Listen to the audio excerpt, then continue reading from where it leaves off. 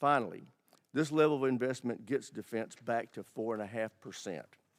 That's where we need to be if we want to truly deter conflict. It also ensures that America leads by example as our allies heed the President's call to increase their defense spending and improve their military readiness. I would also note that it's critical that we do not reduce deterrence while we're asking our allies to ramp up their own capacity.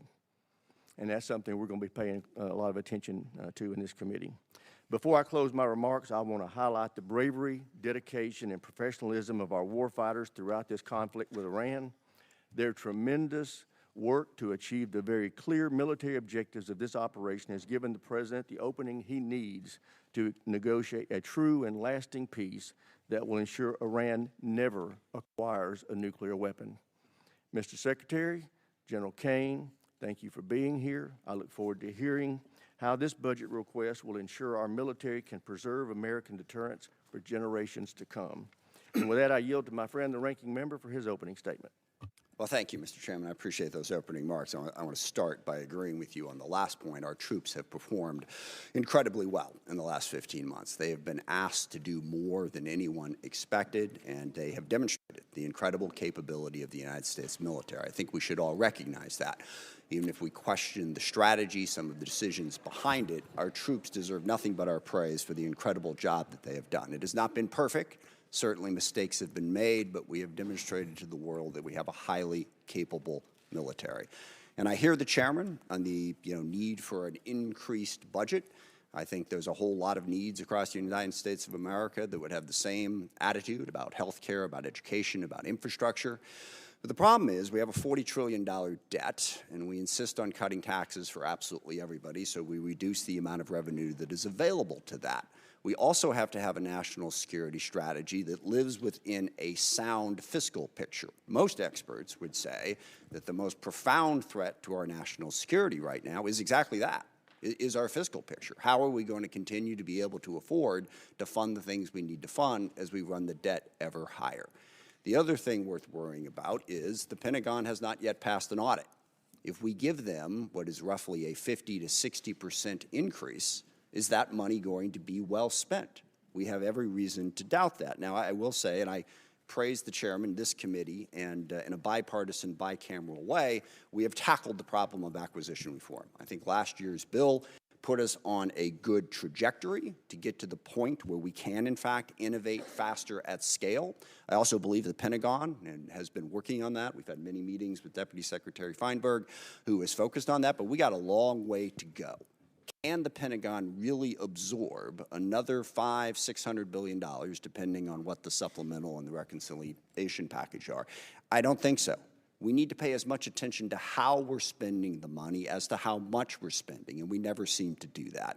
But the larger problem is the strategy that has been put before us. I looked through the Secretary's remarks, and I've heard you give speeches before about this, about how realism is our strategy.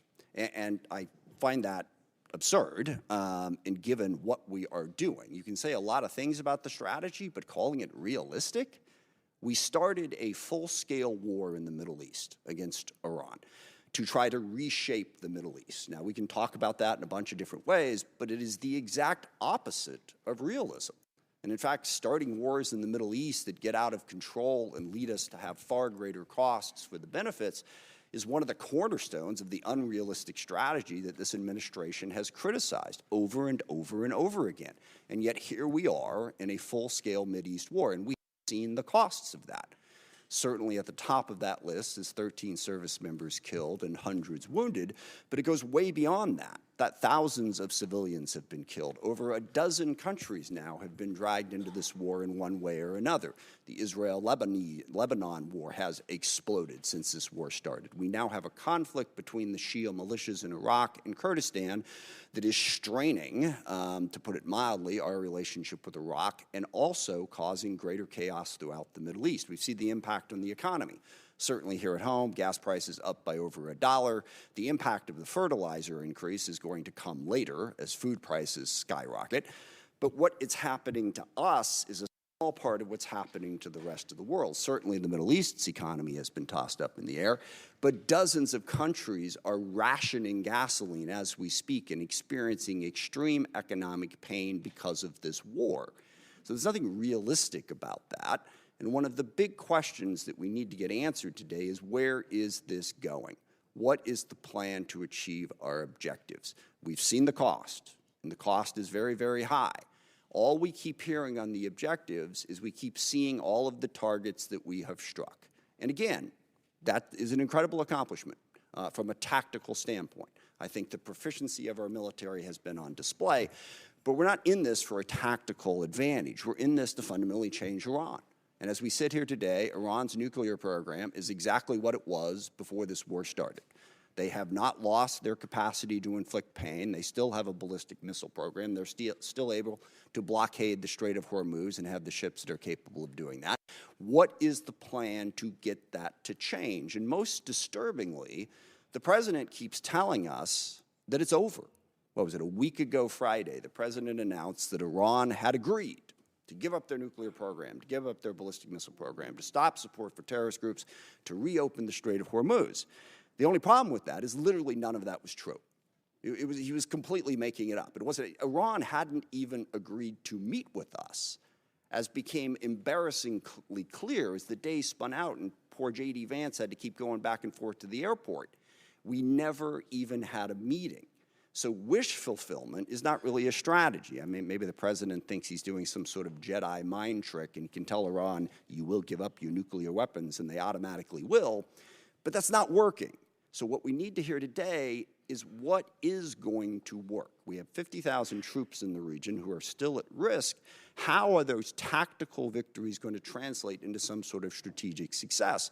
And by the way, this is one of the things that realism recognizes. You can win a whole lot of little small battles and lose the war, which is why you don't stumble into the war in the first place. But at the same time, we're doing all of this on our own, as we increasingly push away all of our allies. Sometimes just because we want to do what we want to do, but we don't want to have to consult them. Sometimes just gratuitously insulting them. I mean, in the middle of this war where we were asking NATO to come join us, the president took time out to insult President Macron and his wife. Okay, how is that helping us to try and belittle everybody in the world? And I also, for the people who are criticizing NATO over this war, I will remind people that NATO is a defensive alliance. What that means is every country in it pledges to defend a country if attacked. And when we were attacked on 9/11, that's what NATO did. They put in Article 5, and for 20 years they fought beside us. NATO is not if any one of the countries decides to unilaterally and unwisely start a war precipitously that everyone else is supposed to join. That's not the way it works. So berating and belittling our allies after we did that and driving them ever further away from us, how is that realistic? Not only are we going to try to reshape the Middle East, but we're going to do it alone, while we're pushing everybody away from us. And then we have other tools in our arsenal. You see that those numbers on the budget, but the State Department's really important. Development is really important. These are ways to achieve our ends, and we have moved away from that. We got rid of the entire USAID, literally causing the starvation of children in countries where we had pledged to provide food, causing massive healthcare disruptions, people literally dying because we cut that off. In diplomacy, we have sidelined, again, the entire world. France and the UK have brought together 44 different countries that have an interest in trying to open up the Strait of Hormuz. We've pushed them all aside. And then we've even pushed aside our own diplomatic corps. We have a very, very talented State Department. I praise today the talent of our military, and I will stand by that. They deserve that praise. Our diplomatic corps deserves that praise too. But we've shoved them all to the side in favor of two real estate guys who are going to go negotiate all the deals in the world, which to date, by the way, has yielded exactly nothing. So there's nothing realistic about starting a war in the Middle East, going it alone, and pushing aside all diplomacy and all development and all other tools in our arsenal. And on top of that, of course, we also want to dominate the entire Western Hemisphere, including apparently annexing Canada and invading Greenland. How is any of that realistic? And then the administration comes before us and ask for what is a hopelessly unrealistic budget in this environment. Back on that chart there, when we were showing how much money we were spending on defense, we had a balanced budget. We had a surplus many years. We don't have that anymore. So call this strategy whatever you want to call it, but please don't call it realism. It's not. Forgive me, it reminds me of one of my favorite lines from A Princess Bride. It's a tense morning. I want to lighten it up a little bit. And the guy keeps saying, inconceivable, when things happen. And finally the guy says to him, you keep using that word. I don't think you know what it means. I don't think we know what the word realism means. So please, can we not have the realism conversation? Let's have the conversation about what the strategy actually is. And I'm sure you have a different definition of it than I do. But as I look at it, the strategy seems to be to use as much violence, as much threats, as much coercion as possible to bend the world to our will. I think that is a very dangerous strategy because one of the oldest cliches in the military is the enemy gets a vote. And we may think that we can stand up and talk tough and talk about how strong we are and how we're burying our enemies and they're begging for a deal. We can do that all day long, all right? But the enemy gets a vote. They don't have to do what we tell them to do. And meanwhile, that coercive, violent strategy undermines our credibility in the world because the chairman is absolutely right. And this is one area where I strongly disagree with the folks on the far left who say that we don't really face any threats, that the U.S. is a malign influence in the world and always has been. I don't agree with that. China, Russia, Iran, North Korea, Hezbollah, Hamas, the Houthis, variety of other transnational terrorist groups, including, yes, narco-terrorists and human traffickers over here. They all are trying to weaken us, all right? They don't want a rules-based order. They want to play by their own rules. They want to push us aside. We want to be the side that stands up for the rules. But if what we're saying to the rest of the world is stick with us because we're a better bully than China, we coerce countries more effectively, that undercuts the very message we're trying to spread to build the coalition we need to be successful. I also worry about the values that we're showing the world. When the president threatens to kill off an entire civilization, that is the message coming out of the United States of America. If we are going to be this big, powerful force that throws our weight around the world wants to know at a minimum that we're doing it for the right reasons and with a sense of values to protect people, not to destroy entire civilizations. And we all hear that and we all go, well, gosh, he probably doesn't mean it. Well, that is so reassuring, okay, that he's just making it up. We're supposed to be the United States of America. I grew up on stories of the U.S. at the end of World War II being the country that the Germans wanted to surrender to, not the Russians, because they knew they could trust our values. We don't seem to care about those values. No rules of engagement. Give them no quarter, all right? That is not who we are supposed to be. And just one final point on that, the girls' school that got hit in the first days of this war.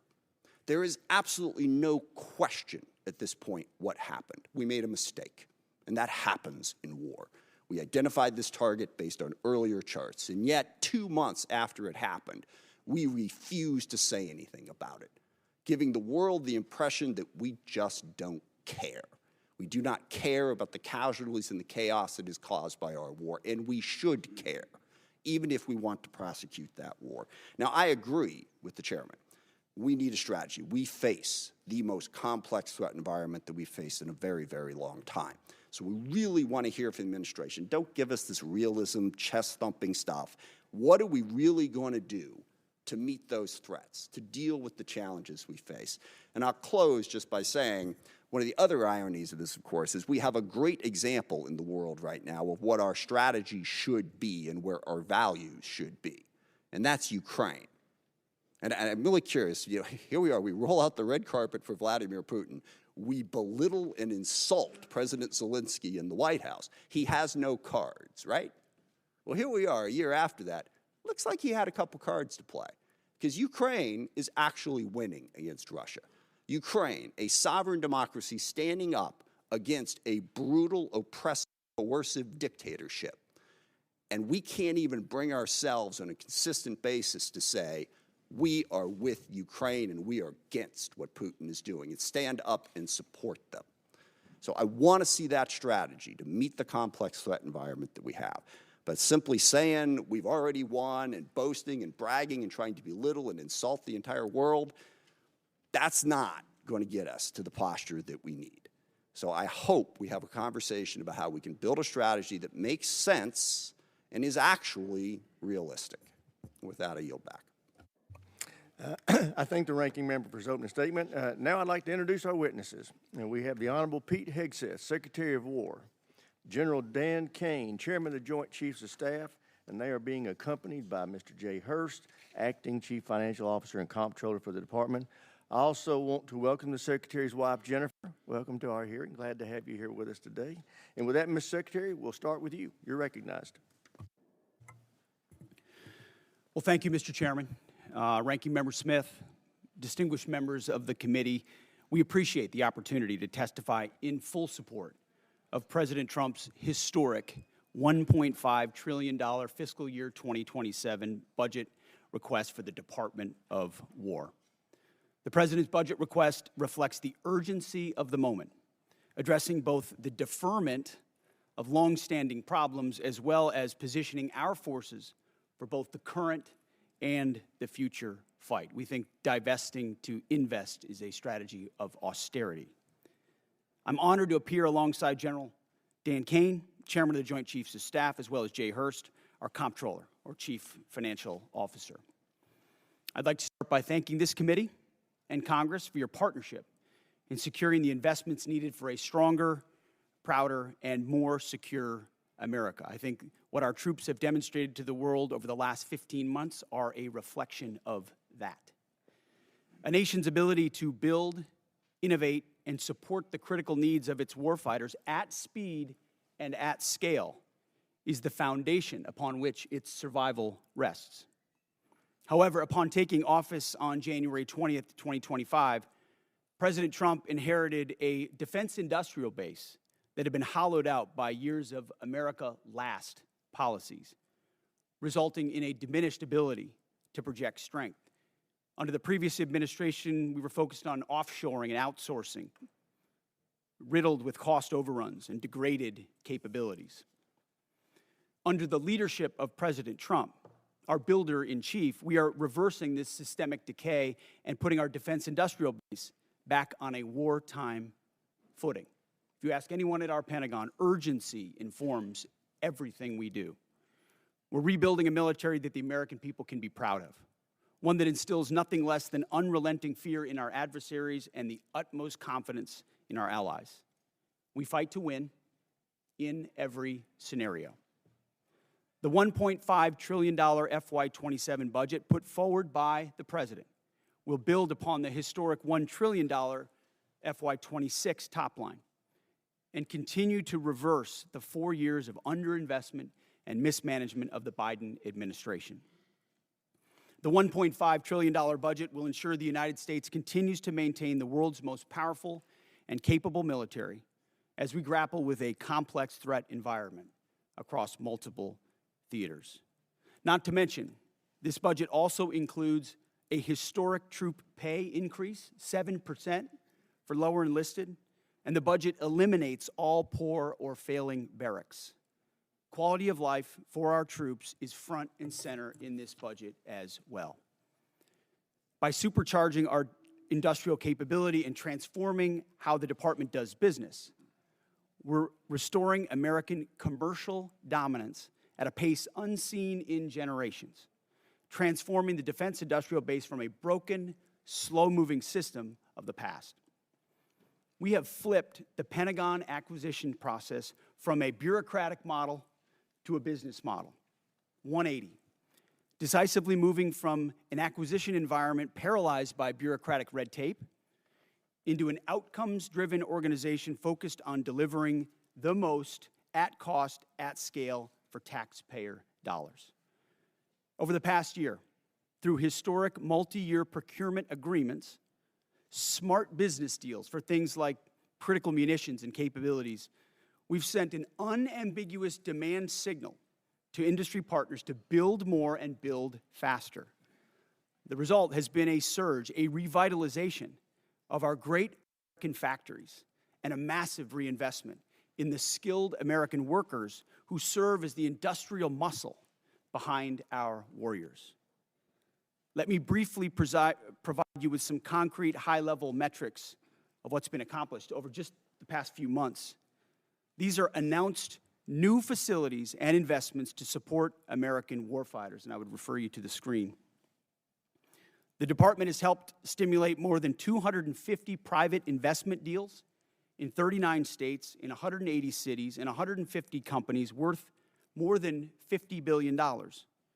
It's resulted in 280 new or expanded facilities, more than 18 million new square feet of American manufacturing, and more than 70,000 new jobs in defense. This is the key part of this. These $50 billion of investment in new plants, new assembly lines, and new factories, these are private investments, not taxpayer dollars. By changing our departments, transforming our department's business model, American companies are investing in America with their own money, their own capital, a historic demonstration of American manufacturing and defense revitalization, all again with their capital, not Uncle Sam's. This has never been done before and is long overdue, from a bureaucratic model to a business model. Anyone on the outside looking in at what's been done inside this Pentagon in the last 12 months cannot deny the fundamental transformation at speed, at scale, to innovate and meet the threats of today and tomorrow. These investments equal great things for America, American families, and American workers, and help to ensure that our warfighters are able to defend the American dream and all American made. Together with the help of the policy updates and appropriations passed by Congress, President Trump's War Department has begun to turn the lights back on in manufacturing towns across this country, and once again, forging a lethal arsenal of freedom.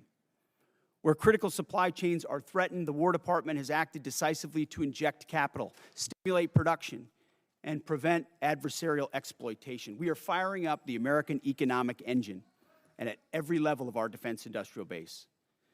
Every policy we pursue, every budgetary item we request serves to ensure that the department remains laser-focused on increasing lethality and survivability of our forces from the front lines to the factory floors. This is a historic budget, as you said, Mr. Chairman. This is a fiscally responsible budget. This is a warfighting budget.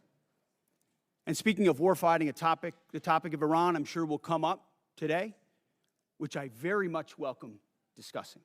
I look forward to sharing the incredible successes of our military, achieved in a matter of weeks. President Trump, unlike other presidents, has had the courage to ensure Iran never gets a nuclear weapon, and he's ironclad in that. We have the best negotiator in the world driving that deal.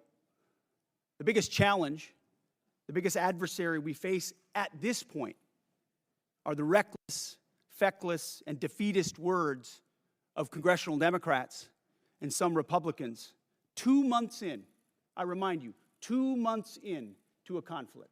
Lest I remind you, and my generation understands how long we were in Iraq, how long we were in Afghanistan, how long we were in Vietnam. 2 months in, on an existential fight for the safety of the American people, Iran cannot have a nuclear bomb. We are proud of this undertaking.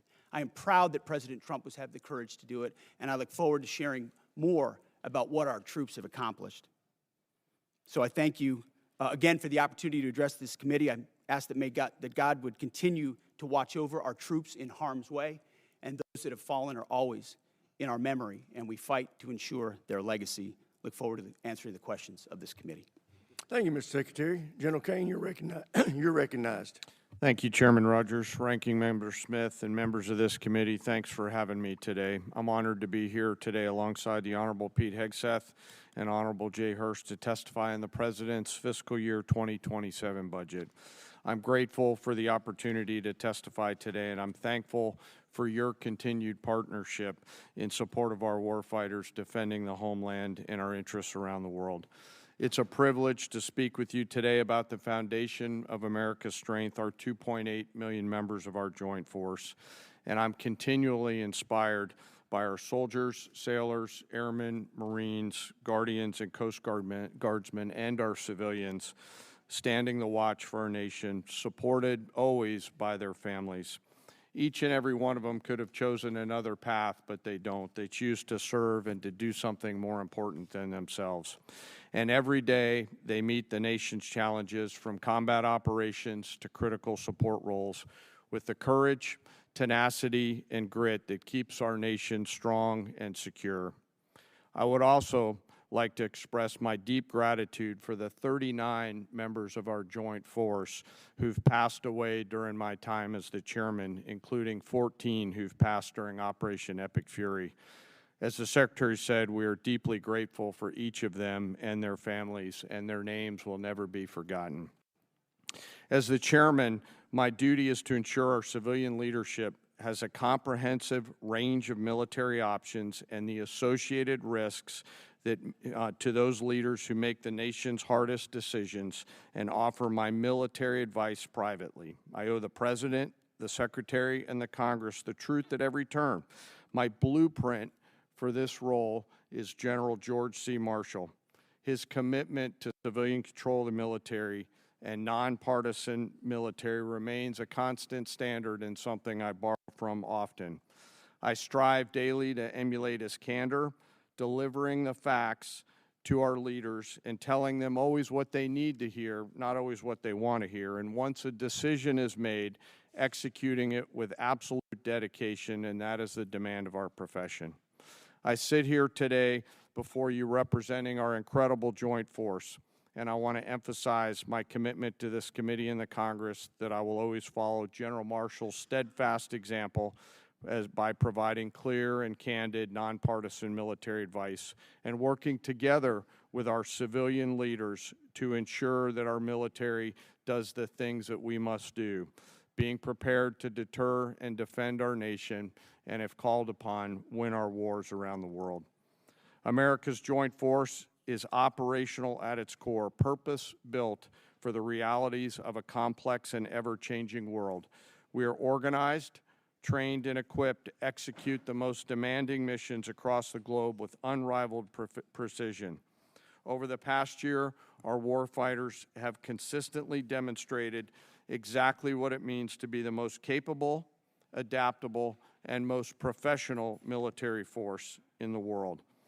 Our shared goals are to ensure the joint force maintains the strategic initiative and advantage, projecting American power and responding to global challenges on our nation's terms. During operations Rough Rider, Midnight Hammer, Southern Spear, Absolute Resolve, and Epic Fury, the joint force executed globally integrated operations and missions alongside our interagency and international partners. And once our civilian leaders made a decision, we make those missions our own, demonstrating the unmatched capability to seamlessly synchronize our capabilities across all domains, from the seabed to cislunar space and higher. We're able to accomplish these complicated missions and work because we draw from a deep, enduring reservoir of training, professionalism, and commitment. Our operational tempo is high, but we're designed to sustain and rebuild our strength continuously. We build readiness every day. We train professionals every day. We learn and sharpen our edges every day by being learning leaders. And I am incredibly proud to be a member of this joint force team, proud of the team, and proud of the commanders. As the chairman and the ranking member both said, we live in complex and dynamic times where global risk is scaling. The complexity of today's modern battlefields demands our constant adaptation, innovation, and partnership with this Congress. As a joint force, we're up to the challenge. We're built for this environment. However, continued success is not guaranteed by past achievements. It must be secured through forward-looking partnerships with Congress. And to drive this pace and change and maintain our superiority, we need timely, predictable, and sustained investment. The resources we discussed today are critical to modernizing our force and ensuring that whatever threats emerge in the future, that your joint force is ready to meet those challenges to protect our interests and defend our nation. As the Secretary said, the President's fiscal year 2027 budget supports the Department's goals of recharging the defense industrial base and the national industrial base, ensuring our military is ready, securing our military advantage. Within the joint force, the uniform side, our priorities remain the same: ensuring our warfighters are properly armed, globally integrated, and ready, while always taking care of our people. And what truly sets our people apart from other militaries around the world is the 1.8 million enlisted members of our force, who maintain readiness beyond reproach and are the envy of every other nation. I'm joined today by the Senior Enlisted Advisor to the Chairman, Dave Isom, who's here with me today representing the 1.8 million members of the enlisted force. He is a great American, not an Americant. While we face dynamic and a dangerous world, I have the absolute trust in the extraordinary men and women who come and volunteer to serve our nation within our joint force. They execute the missions quietly every day, and coupled with the American spirit, outthink, outcompete, and relentlessly innovate, we will maintain our decisive edge, but doing so requires your partnership. We stand ready today to answer our nation's call. It remains the honor of a lifetime for me to serve alongside the members of this joint force. And as we sit here today in this important hearing, I ask us all to remember our deployed teammates who are out there right now doing our nation's business. And may we again always remember our fallen, who've given us the gift of an incredible example, and their family members who continue to show us what courage and grit look like. Thank you again for your enduring support, and I look forward to your questions. Thank you, General. I recognize myself now for questions. Secretary Hegseth, thank you for undertaking the Arsenal of Freedom tour and the great work the department's doing to help enhance our capacity in our defense industrial base. Could you tell us how last year's reconciliation bill helped enable what you have been able to do, and what you think this year's FY27 budget request will do on that front? Well, Mr. Chairman, thank you for your leadership and your support on that topic. I mean, coming into this position, we fell in on a lot of the reforms you and this committee have been advocating for a long time, looking for somebody that was willing to run with them. And our department have run with those. And that reconciliation bill last year was kind of the rocket fuel to initiate President Trump's priorities in this department. So we fell in on a department that was focused on a lot of the wrong things, going in the wrong direction. And with reconciliation, we were able to put $22 billion in shipbuilding, $22 billion into Golden Dome, $25 billion into munitions, established drone dominance, which we're continuing to do this day in this next budget funds. So getting in front of that budget cycle, which had been notoriously unpredictable, coming out of the continuing resolution of FY25, to fund this and then a historic bill in FY26, laid the groundwork for this historic budget to ensure that we're not coming at a cold start here. We came into this administration. Reconciliation was a beautiful tool. We were able to use that through that one big beautiful bill to fund the priorities of this department. We spent on $4 billion on barracks, started immediately getting after the quality of life of barracks. Because of the austerity of the Biden administration, we traded off of maintenance, traded off of quality of life to try to fund other things operationally. This budget stops that cycle and both invests in sustainment and modernization, which is something that's critically important. So without that reconciliation bill, I think, Mr. Chairman, we'd be in a very different place. So thank you for that. Great. Well, as you are aware, the expansion of the defense industrial base is the principal focus of this year's NDAA. So in addition to enacting this budget request that's been submitted, we want to work with you to enhance the department's statutory authorities to improve the capacity of our DIB.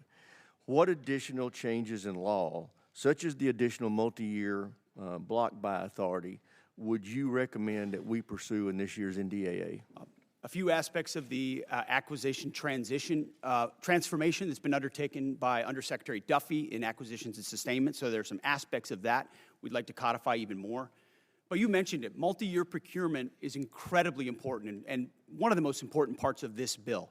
when this committee and this Congress funds those things, companies are already breaking ground on tens of billions of dollars of new plants. You name we've got 14 in our ammunition council that we're focusing on certain ammunitions. There are 14 that are critical. You know, PAC-3s, SM-3s, SM-6s, THAADs, Patriots, Tomahawks, AMRAAMs, JASSMs, you name PRISMs, you name them. We were building them at too slow and too low a level. Now the companies are going to pay for those factories and those production lines. And when Congress gives those 5 to 7 year demand signals, they'll then fund it, not just, hey, can we get 10 more per month, but can we 2x, 3x, 4x the production, pay for it now, and the companies invest accordingly. So it's been a critical aspect of some of what we've done so far, but we need more of those 5 to 7 year investments. Great. General Caine, what does the $1.5 trillion budget mean for the warfighter and our ability to project forces and secure our interests around the globe?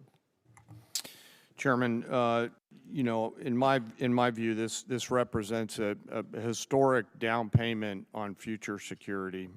If the budget is approved and ultimately deployed, as we look at the character of warfare changing very, very fast, what's layered in to this budget by our civilian leaders will allow us to start getting ahead of where technology is evolving.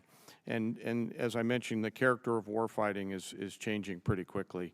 Mass, simultaneity, autonomy, undersea, space, cyber, information, all of those ways that are now manifesting themselves on the battlefields around the world require a higher end of capital investment, and that's why we're grateful for the opportunity to have this budget make its way to the joint force. So it's an important down payment on the future here, sir. Great. Thank you. Thank you, sir. With that, I yield to the ranking member for any questions he may have.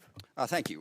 Mr. Hurst, drag you into the conversation here. We have not yet received from the Pentagon the costs of the war.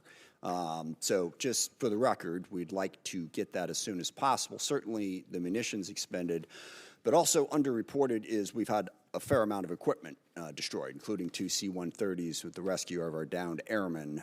So do you have either A, a cost estimate coming to us anytime soon, or B, a specific supplemental request?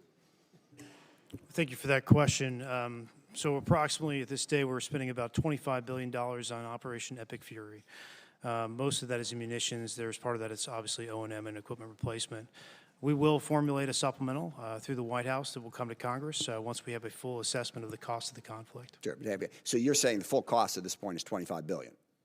Yeah, that's our estimate for the cost. Okay. Interesting, because I'm glad you answered that question, because we've been asking for a hell of a long time, and no one's given us the number. So if you could get those details over to us, that would be great. Mr. Secretary, you mentioned the nuclear aspect of Iran and the war.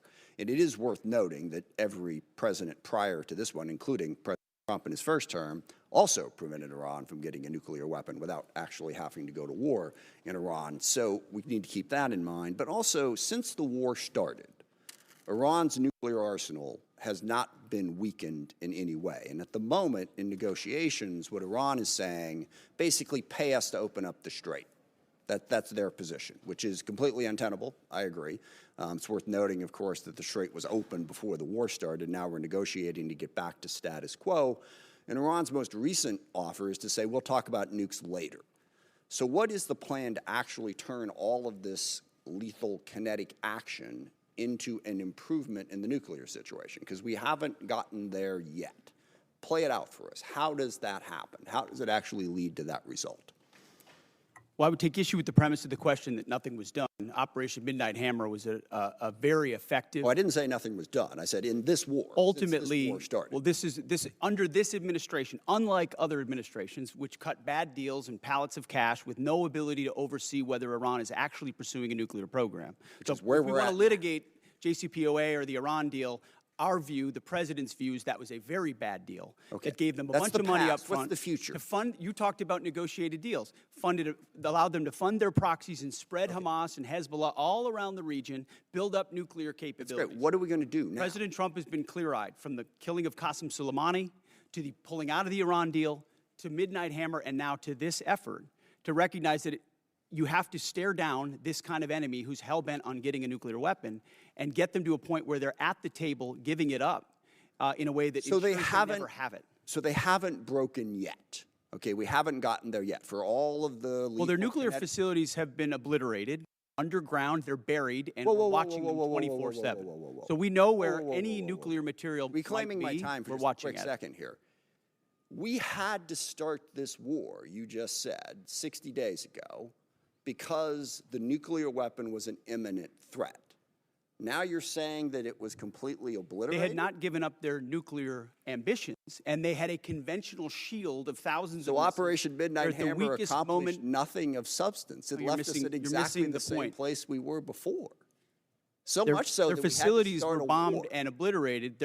Their ambitions continued, and they're building a conventional shield. All right, of let me missiles. try again. It's the North Korea strategy. You know this very well. The North I Korea know. strategy was use conventional missiles to prevent anybody from challenging them, so they could slow walk their way to a weapon.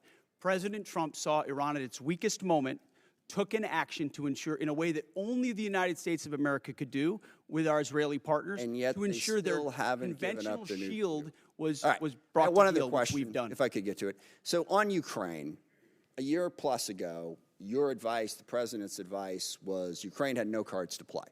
They should go cut the best possible deal they could. Clearly that was wrong. What did you miss? What did you miss about the conflict between Russia and Ukraine that you didn't see that Ukraine was going to be capable of doing what they've done in the last 14 months? What we didn't miss, and we're here in this committee, is that Joe Biden, with no accountability, gave hundreds of billions of dollars of our weapons to Ukraine, to an outcome that never you're would not have gonna happened if President gonna Trump answer was the president. question. So he pulled out our. You guys don't talk about that. Ultimately, President Trump believes there should be Okay. a peace deal between Russia and Ukraine that serves But you the best didn't interests expect of both Ukraine to parties. be where they're at right now. I'm asking you, just from a strategic Listen, standpoint, what I did think the you miss? Ukrainians have shown great courage, and I appreciate that Europe is now paying for any weapons that we provide. All right, I yield back. Thank you. All right, now I want to remind everybody, everybody wants to get their questions, so we are going to be sticking strictly to the 5-minute rule today. So with that, I recognize the gentleman from South Carolina, Mr. Wilson. Thank you, Chairman Mike Rogers, for your leadership working with President Donald Trump. As the grateful father of 4 sons who have served overseas in Iraq, Egypt, and Afghanistan, I especially appreciate War Secretary Hegseth and Chief of Staff Caine for your competence, service, and success. Military families have never been more appreciated than today, and our enemies of dictators now understand peace through strength. Dictators historically are on the run. With your leadership, President Trump has given Syria a chance with President al-Shara replacing dictator Assad from Damascus, who now lives in Moscow.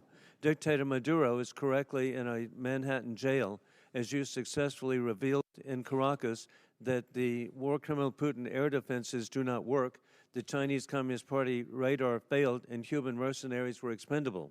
The Cuban dictatorship is failing, and the ultimate mass murderer, dictator Khomeini, is dead in Tehran, Iran, joining the 35,000 people he murdered this year. With your leadership, American morale has never been higher, and hopes for freedom of the oppressed people of Iran, Cuba, Russia, and China have never been higher. And it's just an exciting time to be here with you. And Mr. Secretary, we continue to see the growing nuclear threat of our adversaries as they expand their capabilities with the largest military buildup in peacetime in world history by the Chinese Communist Party. How critical is it that we continue, as at the Savannah River site in South Carolina, to develop the plutonium pit processing so that we have modernization? Well, Congressman, I appreciate that question. On nuclear modernization, this budget funds $71 billion to modernize the triad in ways that we had neglected to do, and our nuclear triad underwrites everything.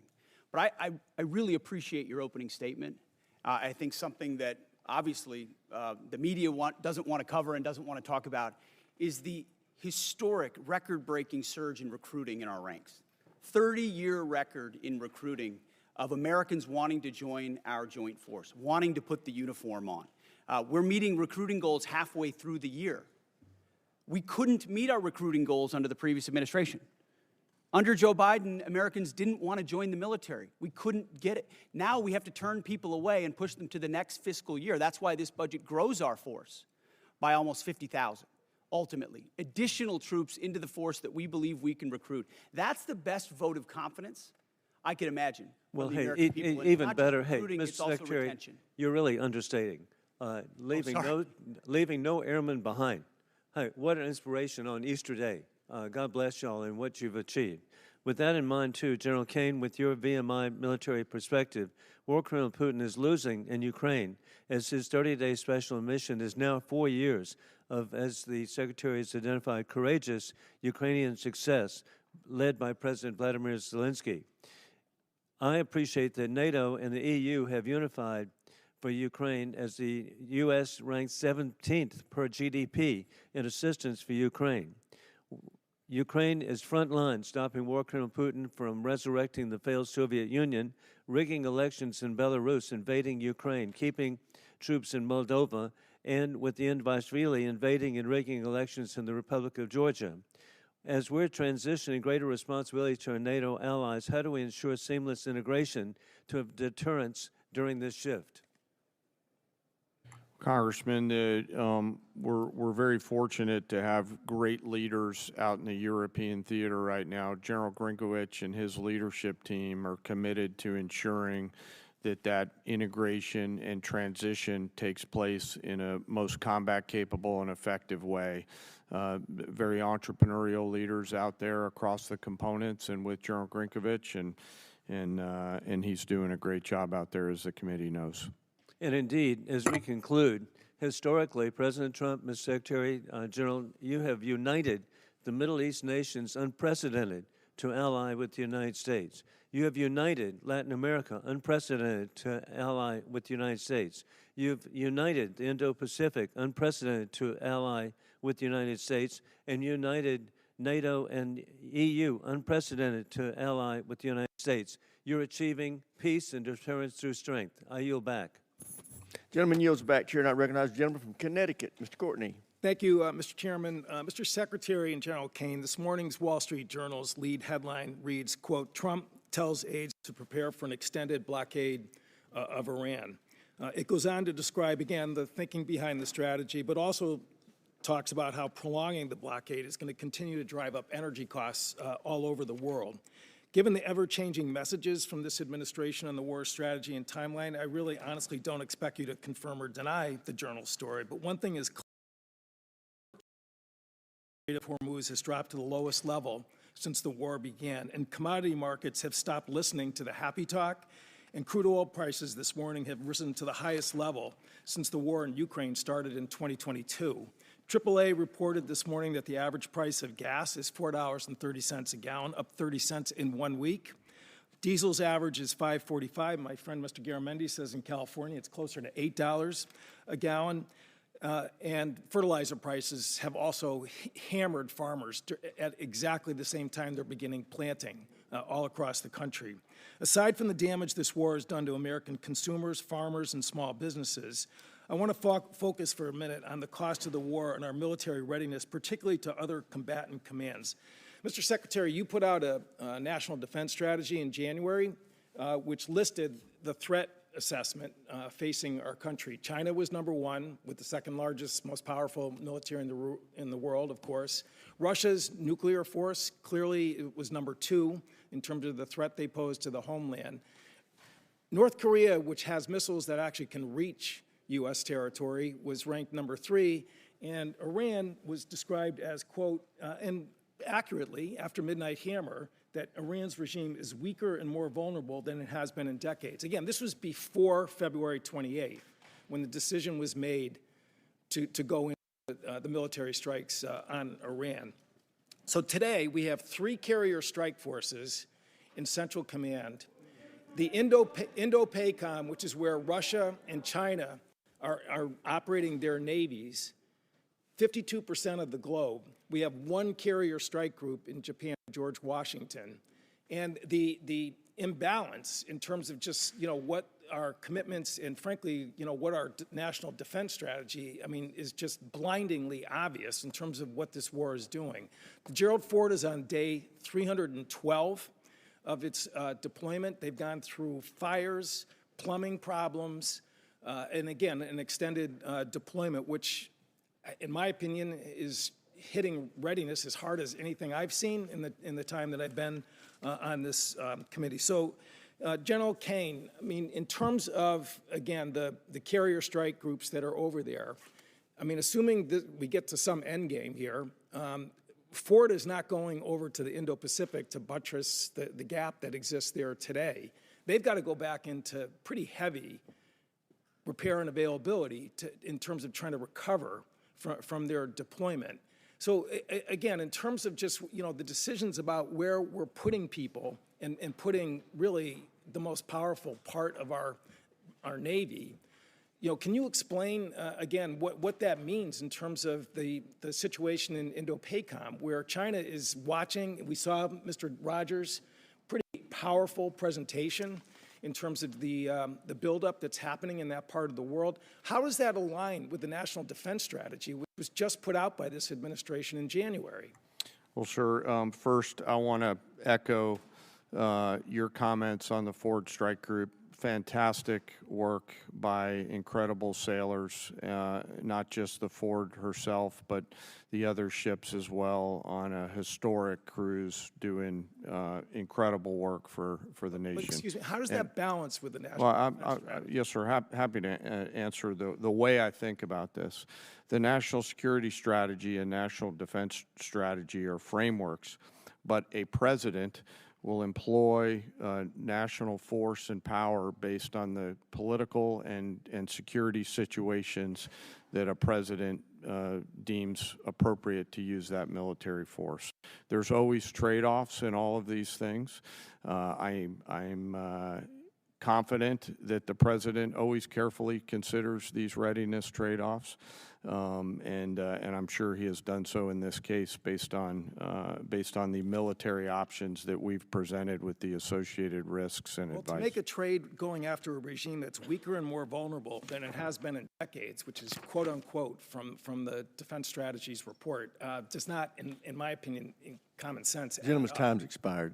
As you can tell from looking at the dais, votes have been called, so we are now going to stand in recess to the end of this vote. I expect it to take 20 to 25 minutes, but we are now in recess.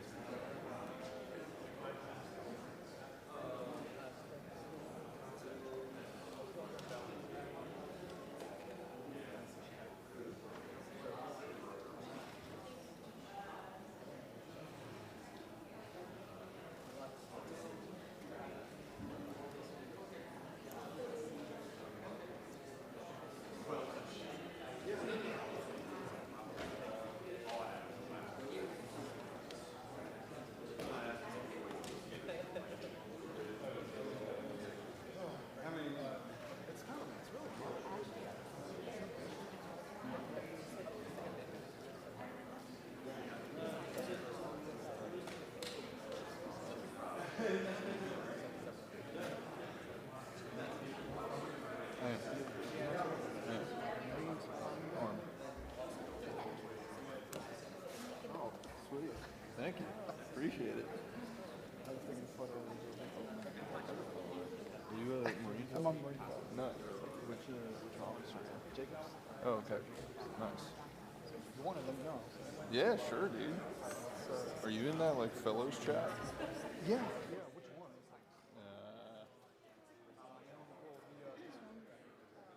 Yeah. Okay. Yeah. Can I send it there? I don't know. No. If you just direct message me, that'd be great. Which one are you? I'm John D. Yeah, I got it.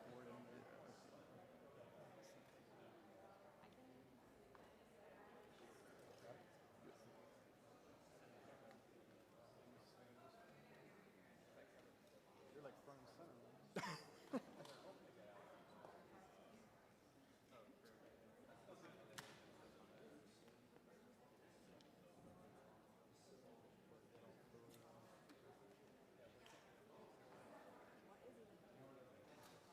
It'll be a little slow to send. No, it's fine, man. I appreciate you doing that. Thank you. I'm sure eventually it will send. Yeah, no, that's all good. I was just trying to get everything, and I saw you. I was like, What do you do in the Marine Corps? so I'm admin by trade. Okay, cool. Nice. Been enjoying it so far. Yeah, cool. Are you like, are you an 03, 04? No. So I'm enlisting. Oh, you're I'm enlisting. an E8. Oh, okay. Should be E9 here in the next couple months. Oh, nice, man. Congratulations. That's awesome. Do you know, so like for you guys, do you go into like a utilization after this? Yes. We Okay. have 2 years. We Here. have to pay 2 years. Nice. Okay. Either here at the House or the Senate on one of the Okay. legislative shops. Yeah, nice.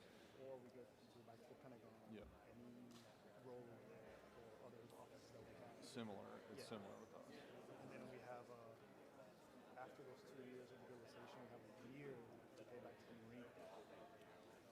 Oh, interesting. Yeah, we have to pay back to the Corps a year. Okay. But I'm already at 22 years, so that year is probably back. Hey, congratulations, man. So perfect place to come and retire. Yeah. Were you traditionally East Coast or West Coast? East Coast. Okay, nice. And my rep is from California. It's 51st Century. Nice. So I'm never been stationed, but I've been plenty of times. Yeah, right. Were you at Lejeune? I was at Johnson, which is right next to it. Oh, okay. Yeah, so yeah, I was in Nice. was at as a lieutenant. I was at Bragg. Okay. So we would run into you guys in Wilmington all the time. Jacksonville isn't up and in Jacksonville. No, I know. People say. Oh, really? Yeah. Okay. Nice. The only time like I ever heard of our folks going over to Lejeune was like you guys had a pretty sweet mortar range. That like some of the mortar platoons at Bragg would go over there and train with you guys. And then like we'll do stuff with like your machine gunners. Because like the way that you guys do it was like an MLS like dedicated to machine gunners. Straight up MLS. Oh my goodness, man.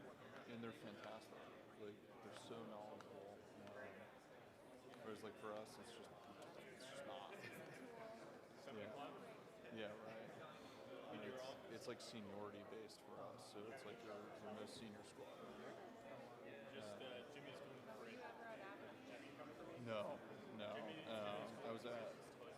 Oh, really? I was. So I started out at the 82nd, and then I was at the 101st before I came up here.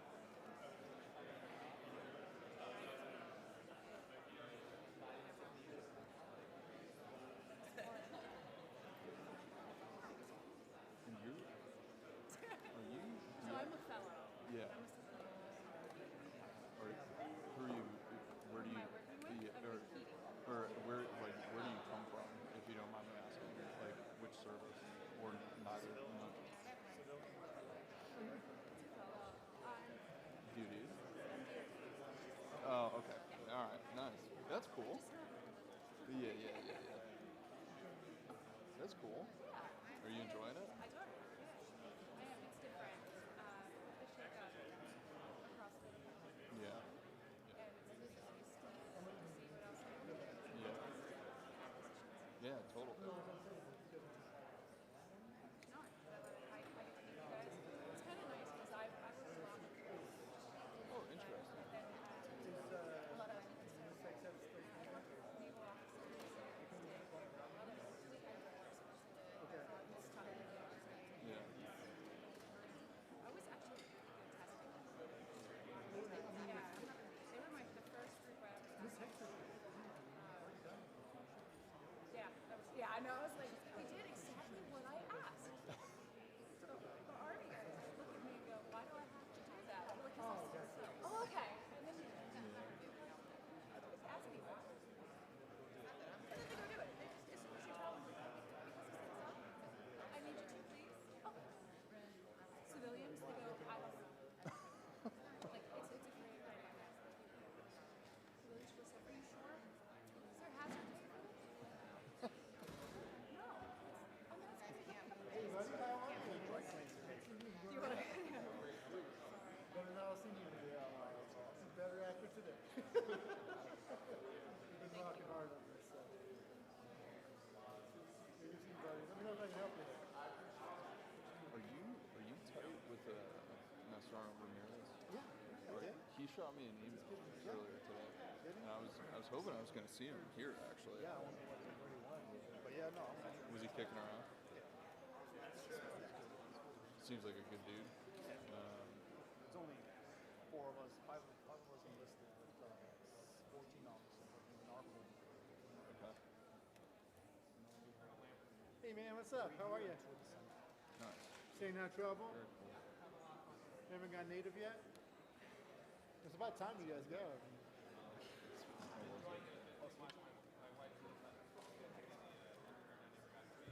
That's good. I've been interning for the Marine Corps for 27 years now. All right.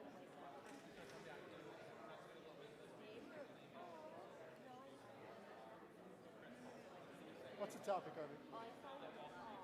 Okay. Yeah.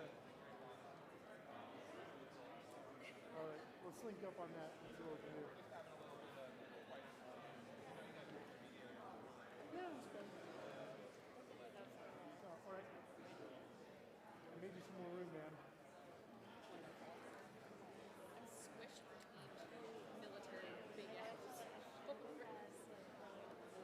Big ass shoulders or big ass kind of shoulders?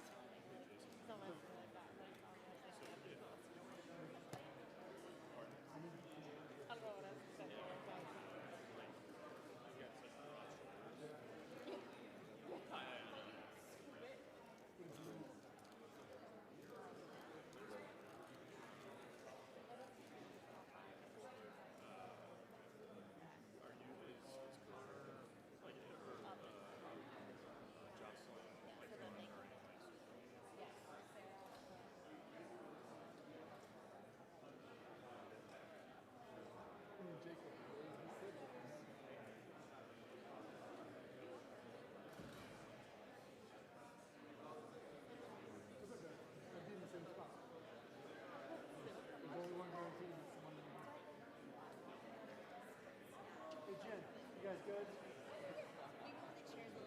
Yeah, we did too.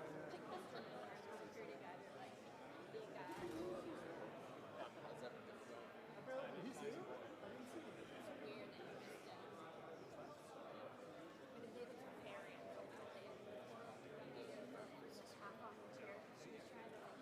So we moved him to 4.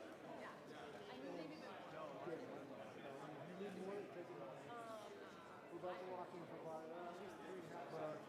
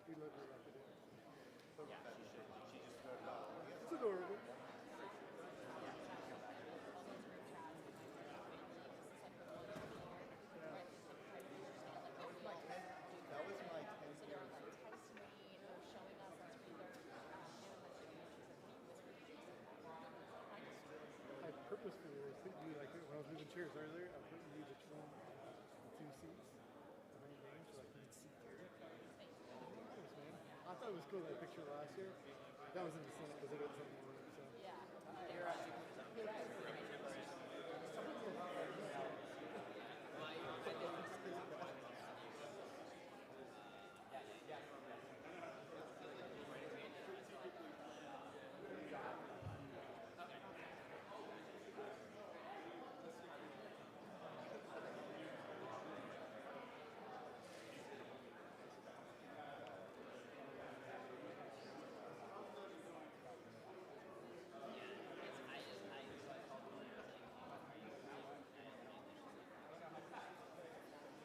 It's like, oh.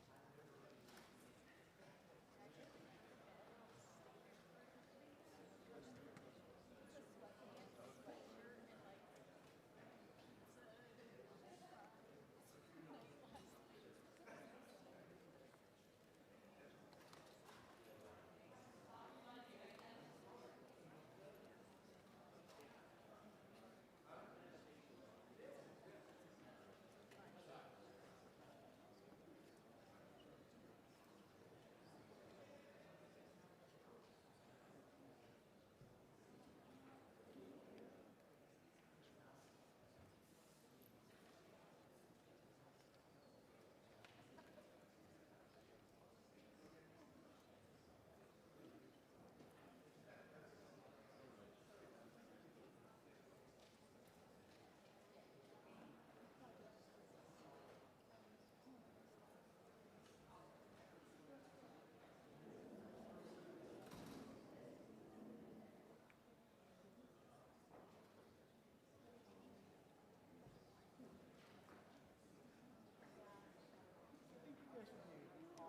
This one's big. Is there somebody else? Appreciate to see that. You doing all right? Good. So I meant to say hi to you on the family day, then my daughter got enamored with all the dogs. Oh my gosh, she was the best one the whole day. Of course, now my kids are feeding me endlessly to get dogs. You don't have a dog? No, you're not.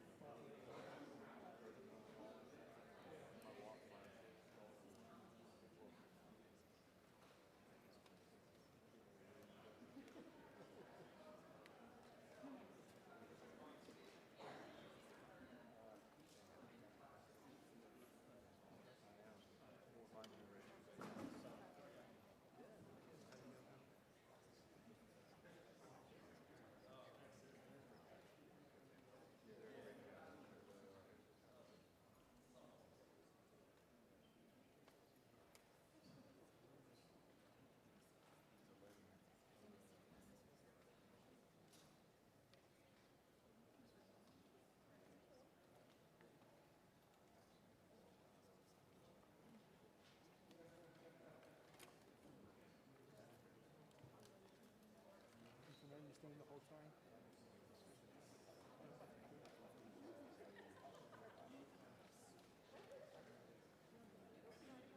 Chase, is he dialed in? Or? Yeah.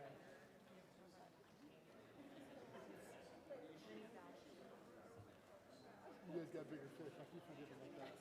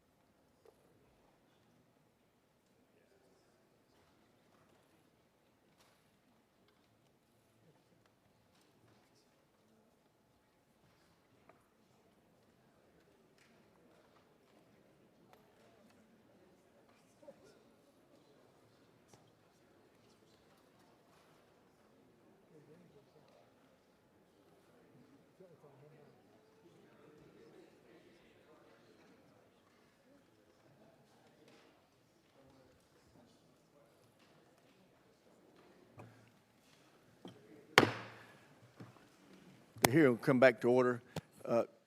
Secretary, can you hear my voice clearly? General, can you hear my microphone now? Okay. Yes, sir. Gentleman from Ohio, Mr. Turner is recognized. Thank you, Mr. Chairman. Secretary Hegseth, your written testimony on page 20 includes a statement concerning the importance of FISA and Section 702, which is incredibly timely because this body is going to be voting today on 702, which could be expiring this week. You state this vital tool keeps Americans safe, provides critical intelligence to our warfighters, and is subject to a rigorous system of oversight by all three branches of government to guarantee the protection of the constitutional rights of the American people. Thought I'd give you a moment to expound on that because this is going to be very important because there's several people who right now in this body are going to be considering their support for 702's reauthorization. Well, thank you for that opportunity, Congressman. Yes, this department strongly supports the reauthorization of FISA 702. And it is not hyperbole to say many of the most important missions we have executed could not have happened without the intelligence gathered through FISA 702. So we would urge members to support that so we can continue doing the good work of the American people. Thank you, Mr. Secretary. I appreciate your comments that Iran must never be permitted to obtain a nuclear weapon. There have been many comments that have been made concerning allies who have not assisted or supported the effort. General Caine, there have been many allies who have been essential for us to be able to execute the functions necessary both for Midnight Hammer and for the current ongoing operation. I'd like to ask you to speak for a moment about the essential aspect of the allies that are supporting the effort. There are bases that are necessary, are forward operating facilities, both our allies in the Middle East, both our NATO allies, those in Europe, throughout. We would not be able to undertake this current operation without the use and support of facilities that we have in our bases throughout NATO, Europe, and the Middle East. If you could, for a moment, expound on the integral nature of our facilities that include those bases that are located within our allies. Well, Congressman, from a purely military standpoint, allies and alliances are important. They allow us, you did a better job than I could on articulating the importance of access, basing, and overflight considerations. You know, who those allies are and the quality of those alliances are left our civilian leaders, but certainly we appreciate those allies who've helped us and assisted us along the way. General, you would describe them as having been essential. Yes, sir. Because it's very important. I mean, we want to make certain that, you know, that we treat adversaries as adversaries and allies like allies, especially those that are essential. The the King was here yesterday, and as he was speaking, he received a standing ovation when he implored this body to continue our support for Ukraine. In the 2026 National Defense Strategy, it assesses Russia will remain a persistent, manageable threat. It specifically identifies Russia's continued threat to Ukraine, and we have, of course, currently the presidential continued drawdown authority that can support Ukraine, and also the President Trump announced Pearl, the prioritized Ukraine requirements list, and in the FY 2026 NDAA, there is the $400 million that is included in the European capacity building within the defense security cooperation. General, the last time it went on the House floor with respect to funding for Ukraine, there was a vote in the House of over 300 members of the House that supported Ukraine. Could you please give us a description of some of the things currently that we're doing operationally to support Ukraine? Congressman, a few of those are probably left for classified session. We continue through our security assistance group, Ukraine, to assist with some information sharing matters. UCOM continues. But you would describe it as continuous and ongoing and essential for Ukraine, with U.S. support. Sir, much of the relationship. Gentleman's time's expired. Chair now recognizes the gentleman from California, Mr. Garamendi. Thank you, Mr. Chairman. Mr. Secretary and General Caine, let me begin by thanking the men and women of the United States military for their service and their bravery. I recognize that our service members have performed with extraordinary courage and tactical skill, and they've done incredible things that our country has asked them to. Their professionalism and selfless service are not in question and never have been. What is in question is the purposes and the strategic direction of this war. Mr. Hegseth, as Secretary of the Department of Defense, you are ultimately responsible for the conduct of the Iran war. Any unvarnished review of what is happening right now in the Middle East would reveal a geopolitical calamity, a strategic blunder resulting in worldwide economic crisis. The result of Trump's war of choice is a serious, self-inflicted wound to America. It will take years and a new administration to recover from the grave damage to our standing in the world, as well as our economy and our military. We must remember that 13 Americans have been killed in action, hundreds wounded, and thousands of civilians killed, including more than 100 school children. The risk of this conflict was foreseeable. I'm certain that the Department of Defense knew that it was likely that in a war with Iran would create an international economic crisis by blocking the Strait of Hormuz and thus stopping 20% of the world's oil. Was this existential threat considered? Apparently not. During the 60 days of Trump's Iran war, critical munitions have been expended at an alarming rate, depleting magazine levels below what is thought necessary to hold China at bay. It will take years and tens of billions of dollars to restock. A significant part of the necessary Navy and Marine force in the Pacific has been removed and sent to support the Iran war. Our support of Ukraine has suffered as supplies and defense systems are diverted to the Iran war. America has lost irreplaceable aircraft, radar systems, and strategic bases have been shown to be vulnerable. The continued lengthy deployment of ships, equipment, and personnel has sacrificed readiness. We know what we have lost, but what have we gained? Let's consider that the regime in Tehran is still intact, with new and more radical leadership, as are Iran's ballistic missile and drone forces, as is Iran's ability to rebuild their military industries. Also, as is Iran's coordination with China, Russia, and North Korea, and Iran's ability to choke off global energy supplies. and their stockpile of highly enriched uranium, which they only built after President Trump shredded President Obama's Iran deal in 2017. Secretary Hegseth, you have been lying to the American public about this war from day one, and so has the President. You have misled the public about why we are at war. You and the President have offered ever-changing reasons for this war. You've misled the public about the progress of the war.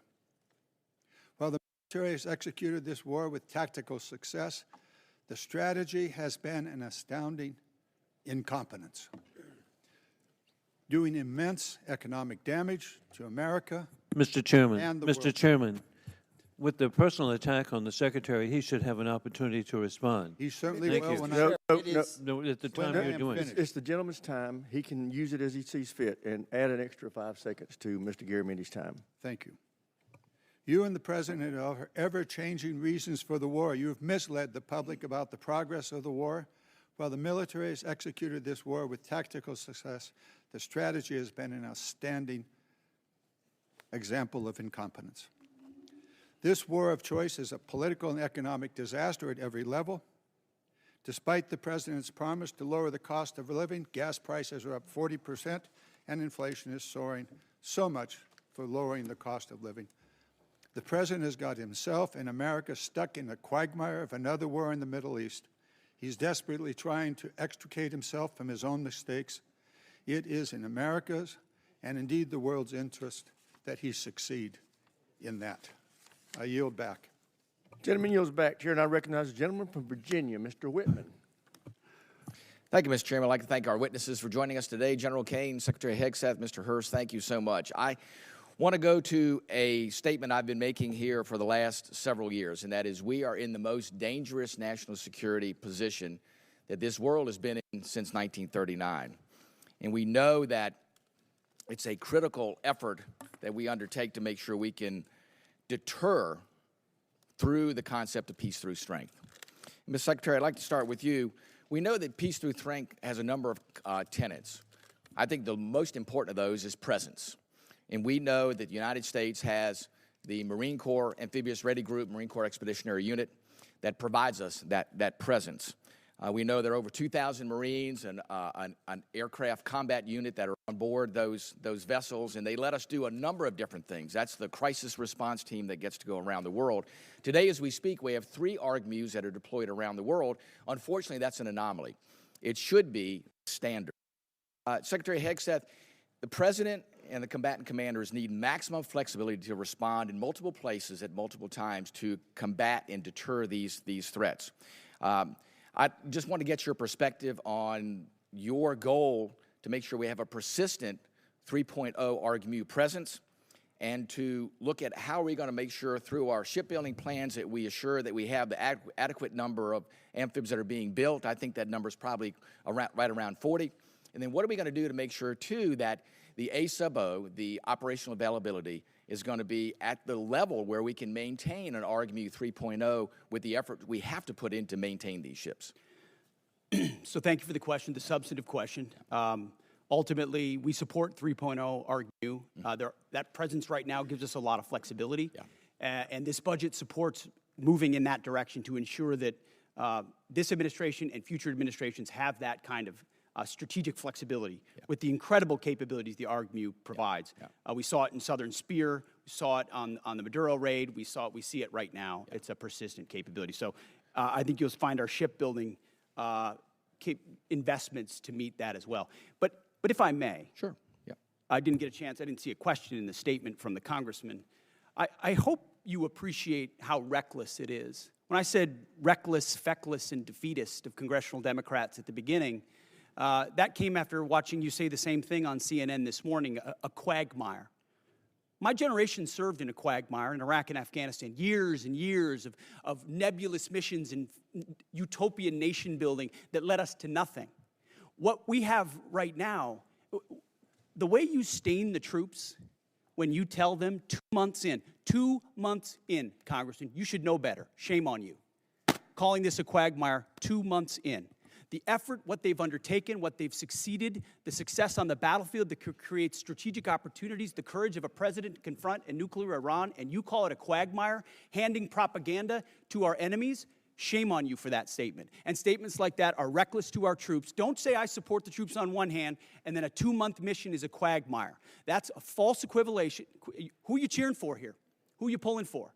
Our troops are doing incredible work. They've done incredible things for the entirety of this mission and achieved incredible battlefield successes. And you sit there and go on TV for your clickbait about quagmires. It undermines the mission. Your hatred for President Trump blinds you to the truth of the success of this mission and the historic stakes that the president is addressing, which the American people support. Iran's been at war with us for 47 years. You want to talk about a forever war? For 2 months, this president has stared them down. He's going to get a better deal than anyone ever has and ensure that Iran never has a nuclear weapon. I know the American people support that mission, despite your loose talk and words like quagmire. Thank you.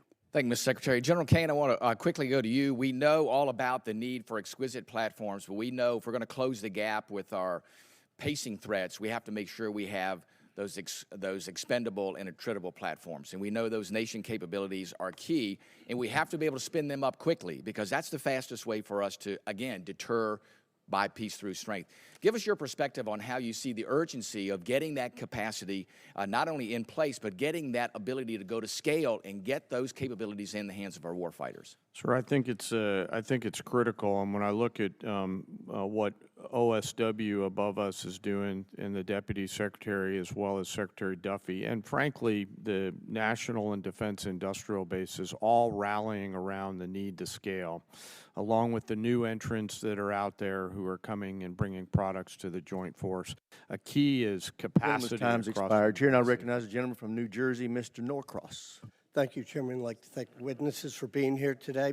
Mr. Secretary, it's well known that our Defense Industrial Base and Maritime Industrial Base has declined greatly over time. It's the shipyards. It's many of the things that you already spoke about. In my community, we used to have 3 shipyards, 40,000 workers. We've lost that critical job skills there and 40,000 people who know how to do it. And quite frankly, most of it went overseas because it was cheaper. Well, cheaper doesn't buy the security we need for our industrial base. I championed a provision in the 24 NDAA entitled Enhanced Domestic Content Requirement for Major Acquisition Programs. Had to do with our industrial base making things here in America long before this administration came in. The goal was to strengthen our supply chains and have that critical oversight, push for greater investments, much of what you're doing now on these major defense acquisition programs. So we passed that in a bipartisan manner because we knew that this was critical and things can happen. Lo and behold, here we are. There was a reporting requirement in that. That calls on you, the Secretary of Defense, to establish an information repository, issue rules, create a fallback process to govern the Department of Defense. We wanted to better understand much of what is being done here, but it's not being reported back to us. I sent to your office on January 8th, followed up on February 4th. We're years overdue on this report. That will give us insight onto how we're addressing it. We hear what you're saying, but can you commit that we will get that report to us in the next 30 days? Unless Jay has additional details, I'll make sure we look into it. Whatever we can get to you as rapidly as possibly, we will. We'll also check with the new Navy leadership and make sure they're complying as rapidly as possible with every aspect that could apply to shipbuilding. That's been our focus on the Navy side. It's not just shipbuilding, major acquisition programs across the board. This is incredibly important, and they are ignoring this, and 30 days is being generous, certainly. Second issue is you talk about championing the American worker and how important this is, yet in a memo on April 9th, you terminate all the collective bargaining agreements across the DOD, taking away from hundreds of thousands of workers at DOD their collective bargaining rights that they voted for. There was nothing to indicate there were any issues with any of the bargaining agreements, yet you decided to take away from them. Over the last few years, we have increased the wages for those warfighters, incredibly important. This year, up to 7%. Yet on the other side of this, you talk about supercharging the defense industrial base. We are in this. How do you go and say, yes, we support the warfighters? They can't do their job unless we are building things that they can use. Yet, no evidence to prove that these collective bargaining agreements were a problem anywhere across the Department of Defense under Democrat and Republican administrations. How do you kind of square that circle that you care about this, yet you take away their voice in the job? Well, certainly, sir, the great workers that whether they're contractors or DoD civilians that do the important work for us, the great ones are going to stay. And we've invested more in merit bonuses for civilians than any administration previous. So if you're doing great work, you're going to stay and you're going to have even more opportunities. But with our ear to the ground in those shipyards and other factory floors, there were issues with collective bargaining, which led to restrictions to the workforce and our ability to move faster. If I may, just and point in out, that case, those are we made the outside decision to provide contractors. additional flexibility. You didn't that we take it can move away faster. from the shipyard workers. You took away from Department of Defense employers where there hasn't been any issues. Let's be clear. Those are independent contractors, and they have their collective bargaining agreements, the ones that work for you. The ones that work for us should be at will like anybody else based on their performance. And if they're performing well, which I'm sure they are, as you've represented, they will have a job at the Department. So where is the issue that you took away their collective bargaining rights? Why did you do it if it wasn't a problem? Well, I stated up front, it has been a problem. There are plenty of cases, whether it's contract or inside our own department, where collective bargaining had led to arrangements and agreements that minimize the efficiency and effectiveness of employees at the point of their impact. That's what we were focusing on, and that's why we made the change, which we very much stand behind. Well, I yield back. Gentleman yields back, Chair, and I recognize the gentlelady from New York, Ms. Stefanik. Thank you, Mr. Chairman. Secretary Hegseth, I appreciate the department and the administration's focus on expansion and innovation in the defense industrial base. That's particularly important for emerging technologies. For years on this committee, my office has led the effort to ban the procurement of Chinese communist drones, which pose a significant national security threat. And last year, after years of work, this committee finally passed my Countering CCP Drones Act, or Section 1709 of the NDAA, which was fully implemented in December. How does the FY27 budget scale domestic production and deployment of drone systems to ensure the U.S. has the decisive advantage against our U.S. enemies? Well, thank you for the question. First of all, thank you for your work on that.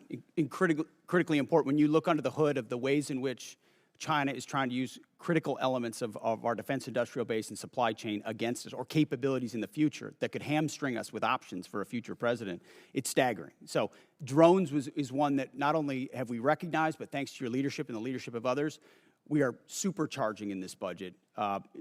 Conservatively, $54 billion in drone and drone dominance and counter UAS. Jay just slid me a piece of paper. If you add it all up, it could be closer to $74 billion. We started a defense autonomous warfare group, to focus on this, but we're going to do even more. We will shortly announce a sub-unified command of autonomous warfare. Drones are so central to the future of warfare and where we get them from that we have to be able to both make the exquisite ones better than anybody else and also the attritable swarm, and then the ability to defeat them ahead of our adversary, learning from battlefields like Ukraine and Epic Fury. So thank you for your leadership. It is front and center in this budget. I very much appreciate all that the department is doing under your leadership. One of the concerns I have is recent reporting indicates that while DJI, which is a communist Chinese drone company, is prohibited from receiving new FCC authorizations, there are still DJI products such as the DJI Avata 360 widely available in the U.S. through major retailers. These received FCC authorizations before my provision in the NDAA was fully implemented. So my question to you is, we need to close this loophole to protect our national security. Will you commit to working with this committee and my office to ensure that these products that pose a significant risk to our national security are no longer permitted, given the evident threat CCP drones pose to U.S. national security? Congressman, yes, the department will commit to working with your staff and looking at that loophole, which we are aware of. And I missed in my first response, of course, that $54 billion is American-made drone Absolutely. dominance. Yes. That is exactly where they need to be, and that's where our focus is. Great. Another emerging technology that's very important and has a strong tie to my district is quantum computing. China continues to invest heavily in quantum computing, sensing, and secure communications for military advantage. I represent Rome Air Force Research Lab, which is a hub of research when it comes to quantum. Secretary Hegseth, how does the budget proposal position the U.S. to maintain leadership in operationally relevant quantum technologies? The country that dominates in quantum will dominate the future in C2, in comms, in every way that we fight. And so this makes the maximal investment possible here at home to ensure that quantum compute, and working across the interagency, by the way, this is not just a DOW issue, this is an interagency issue, to ensure that we've got the ability to scale and outcompute adversaries who are racing for the same code. General Caine, throughout my time in Congress, I've pushed for the department to optimize its approach to quantum and develop a strategic roadmap. In your opinion, which quantum capability areas offer the most immediate benefit to the joint force and should be priority investments moving forward? Probably some of the work in crypto and quantum to make sure we can see, sense, understand, defeat, and protect our own stuff. So that's where I'm most interested in it right now, ma'am. Great, and I also want to use my remaining time. I just want to invite both of you to visit Fort Drum, home of the 10th Mountain Division, the most deployed division in the U.S. Army since 9/11. In the first Trump administration, I had the honor of hosting President Trump, where he signed the NDAA in my district, and it's been a privilege to represent them. So encourage you to visit that installation before the end of this year. Thank you very much, and I yield back. Gentlelady yields back. Chair now recognizes the gentleman from Massachusetts, Mr. Moulton. Thank you very much, Mr. Chairman. Mr. Secretary, you and I agree that Iran is a national security threat to us and our allies. Now, earlier you called us feckless for questioning your war. Do you think Congress was smart or feckless when it failed to ask tough questions of the Bush administration and gave them a blank check for Iraq? Well, if you're trying to compare this war to the Iraq I'm just asking war, you, do you think it was smart smart or the first feckless? one to call a stupid war, then it's a false comparison. Okay, well, probably a good idea to ask tough questions. So let me just ask you a few questions. Did you advise the president that we should attack Iran? We were, first of all, in this position in the cabinet, we never talk about what we would advise the president to do or not. Do you think the president or you deserve more? I've been in every meeting. I understand with that, the chairman Mr. and Secretary. everybody else as those Mr. Secretary, critical I'm asking decisions the were questions. made, and he got every perspective possible when it came. I'm to just asking what your perspective is. Are you afraid to take ownership of this? Do you Well, think it was a good idea or not? As I've consulted the president, do I think it's a good idea to confront a nuclear bomb To start this in the war. hands of the? Imagine what the world would look like right now if Iran had a nuclear weapon. Okay, so let's just imagine. Which, by the way, if every they other, had one, every which the previous Obama deal was administration, going to allow them including to do. the first Trump administration, they had one. prevented them from having a nuclear weapon. So, listen, how is this war going? Do you think we're winning? Militarily on the battlefield, it's been an astounding military success. No, but are we winning the war? Absolutely. Okay, so do you call Iran closing the Strait of Hormuz winning? Well, I would say the blockade that we hold that doesn't allow anything to come in or out of Iranian ports, which Okay, is so always in our we've blockaded portfolio their to blockade. So use. they blockaded us, and then we blockaded their blockade. That's like saying, tag, you're it. Or, you know, if President Madison had said, well, the British just burned down Washington, but don't worry, we're going to burn it down as well. Chairman Caine, did the military have plans for the idea that Iran might blockade the strait? Sir, thanks for the question. I'll answer it this way. You know, in this job, I have to maintain trust with a variety of constituents. To Okay, I'm include just the president. asking if the military Yes, had sir. plans. As always, my point in this is, as I explain the role, my point in this is we always offer a full range of military options that are carefully considered with the associated risks with those options and the considerations therein. So, and we Mr. always Secretary, do that. did you consider this risk? Of course, this department has looked at all aspects of this risk. And So then because why did you this send the department looks, minesweepers, the only minesweepers we had in the Gulf, to Singapore weeks before the war started? we have lots of capabilities that you may or may not be aware of at the classified level. Okay, and to deal so, with, to deal with by the way, mines. would the Trump-class battleships have helped with this? You're talking about a Minesweeping. prospective future battleship, which we welcome in the fleet. Okay, so you're supportive of the battleships? Yes, sir. Okay. How much has Iran profited from your administration lifting the sanctions on Iran when you started this war?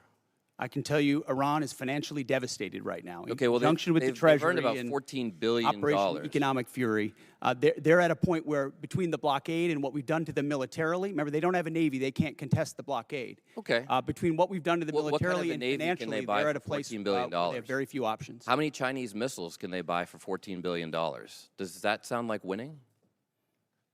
They're not. We're ensuring, and they're not buying Chinese missiles. Okay. You know, at the end of the day, this also has a cost to us. If let's say this war costs $100 billion, I mean, you've already said, give us more time. It's only been 2 months. It could go on for 20 years like Iraq and Afghanistan. Let's just say it costs $100 billion. What is that to the average American taxpayer? Do you have any idea?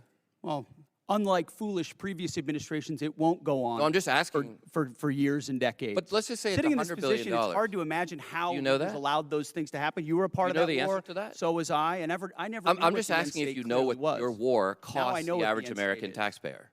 What is the cost of Iran having a nuclear weapon that they wield? I'm just asking if you know the cost of the average American taxpayer. I'm asking you what the cost would be of that. So for the American taxpayers out there, my constituents, some of the constituents you wanted to represent in Minnesota, I'm just wondering if they have an extra $600 lying around to pay for your war. I think that's just a question that we ought to ask.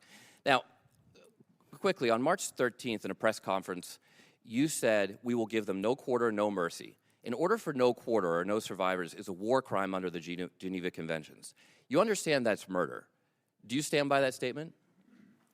The Department of War fights to win, and we ensure that our warfighters have the rules of engagement necessary to be as effective as humanly possible. Okay, so just to be clear, you called Democratic members of Congress to be tried for sedition for reminding our troops to follow the law.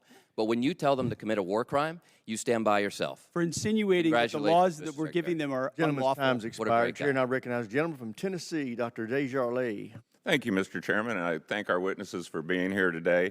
And I'd like to thank you for your commitment to our advancement in space, Golden Dome, and nuclear modernization, all which are critical. And also, I understand we're going to start some reproduction of the MQ-9 Reaper drones, which you, Mr. Secretary, and Ms. Secretary share my great state of Tennessee, and we know the 118th Air Wing of the National Guard operates Field and conduct many of these missions, and they do so with great precision. So thank you for that.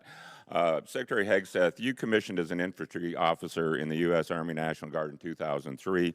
You've been deployed to Iraq, Afghanistan, Guantanamo Bay.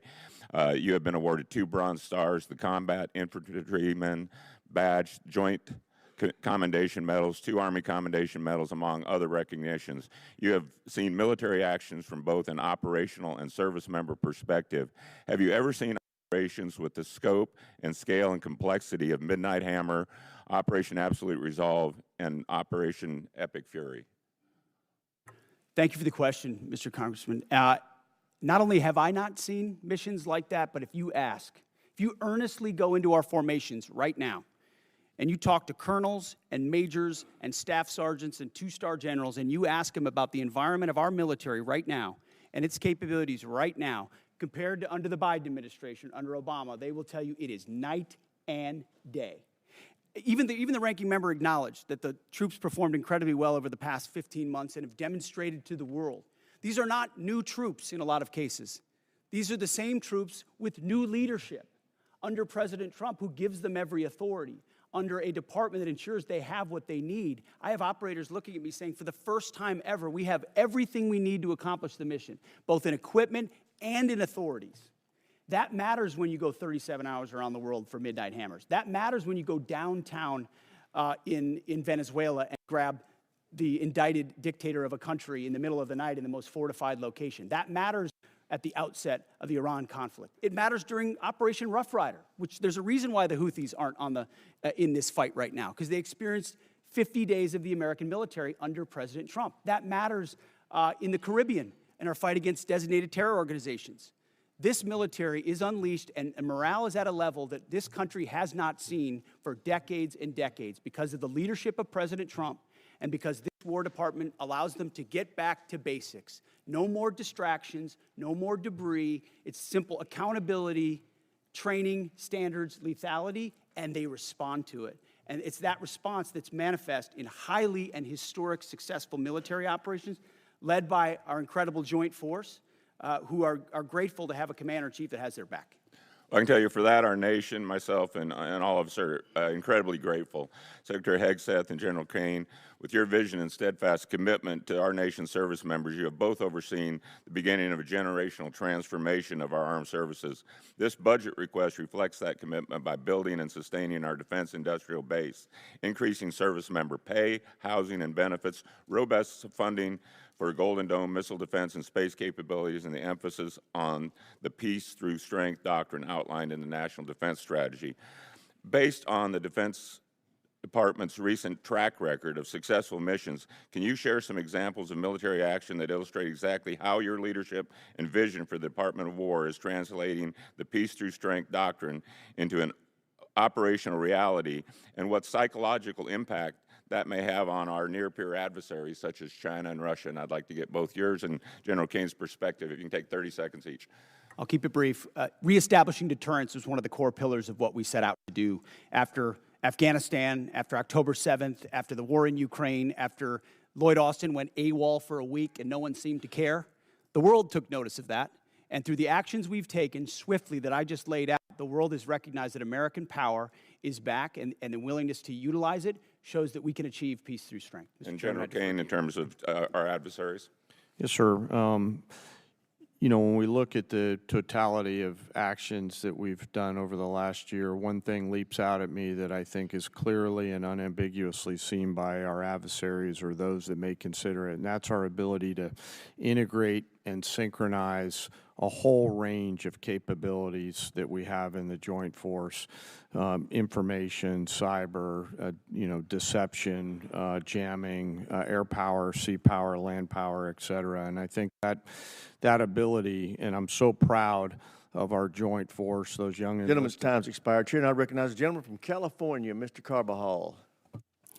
Thank you, Mr. Chair, and thank you, General Caine, Mr. Hegseth, and Hearst for being here today. I associate myself with the comments of Ranking Member Smith and Mr. Garamendi, so that I won't repeat a lot of what has been said. Mr. Hegseth, I recently realized that we have something in common. I'm also a fan of Pulp Fiction. And no, the movie is not an accurate portrayal of the Bible. You know what I'm talking about. This president and his administration have claimed to be the most transparent of all time. With that in mind, I'd love to get some straightforward answers today. Some estimates show that the Trump administration's war of choice in Iran is costing taxpayers around $1 billion every day. In addition to spending taxpayer money on a war they don't want, it is also driving up costs.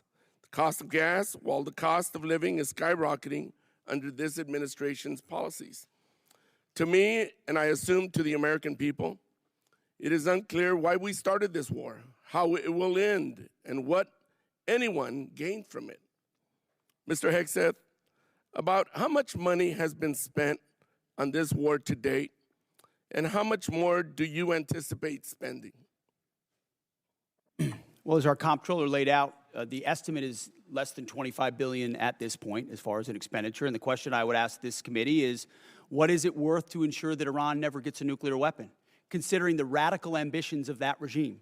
I mean, almost every member of this dais at some point has said, whether it was 2015, thank you for your answer. I'll proceed to my next question. Thank you for your answer. President Trump is the one that's willing to make sure it doesn't happen. Supposedly, we had taken care of the nuclear capability last time around.